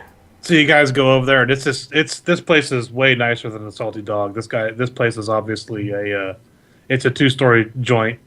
Think a smaller version of the Burning Wizard down in Torgi. You guys walk in, and there's a bunch of people in here. Elves, half-elves, dwarves, mostly humans, halflings. This place is way more jumping than it was in Targos. Well, here's my character's position then. He's going to be doing circles through the tavern, putting his name out, obviously, and then at the same time, coming back for the free ales from Eric whenever his mug is empty. Okay. He goes to the bartender and slaps down another platinum piece and goes, keep him flowing, little Jim. Little Jim again. Oh, No, Little no, Jim. Big John. Not Big Jim. Yeah. Little Jim. That means he's 6'2", this one. Yes. Yeah. My dad works in another town. Yeah, this place is actually called the Default Inn. It's right in the middle of a trope center. Yeah, that's the one. So basically, I think, Will, if nothing's exuberant is gonna happen tonight, I think we're all good to continue. Is there anything anybody else? Jeremy, you missed it, but basically, you guys got off the ship, and Eric took you over to a tavern called the Knucklehead, which is it's a very nice. It's a lot nicer than the Salty Dog. You guys are staying back in Targos, and this place is actually kind of hopping. Yeah, There's nice. there's quite a number of people here. So, does anybody want to do anything? How many inebriated people are there around? Well, there's a handful. Any easy targets? Well, I'm asking. Give me just a notice roll. Yep. I mean, I can't pass up an opportunity. As soon as you walk in, you look over and you see this halfling just passed out around the corner from the door. Is there any eyes on him? No, nobody's really paying attention. Unless any of you guys are. No. I'd want to be scouting around the room for my next victim. Okay. Someone just turned on the vibrator. I'm trying to figure out what you mean by victim. Predators up in here. Well, Yolanda's in the house.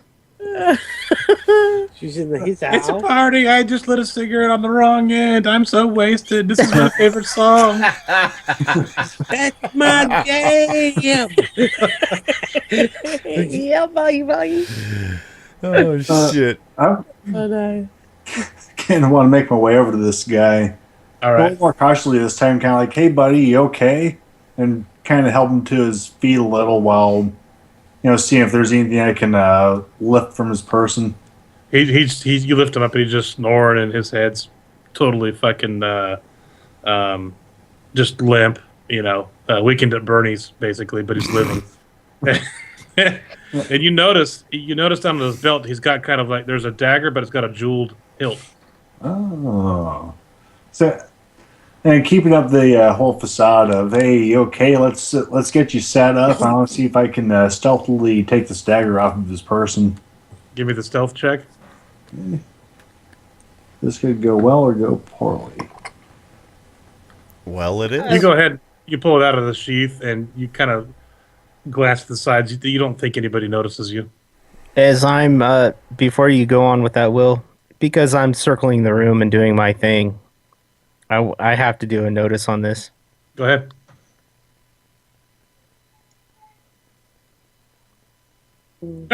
Never mind. You just walked right by him going, yes, my name is Fremar and I am Hey, officer. All right. So, anybody else want to do anything? Nope. Find an ale, find a fire, find a chair, stare at the fire. All right, so everybody just mark off. Well, actually, No, I don't pay for. what's his name's taking care of? Eric's taking care of everything. So We are going to have to get some rations, though, for the road. Eric's like, well, that's a good point, Yaris.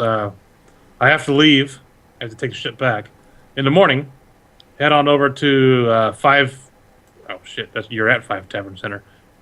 Head over to Buried Treasures, and they'll have the rations in town. Okay.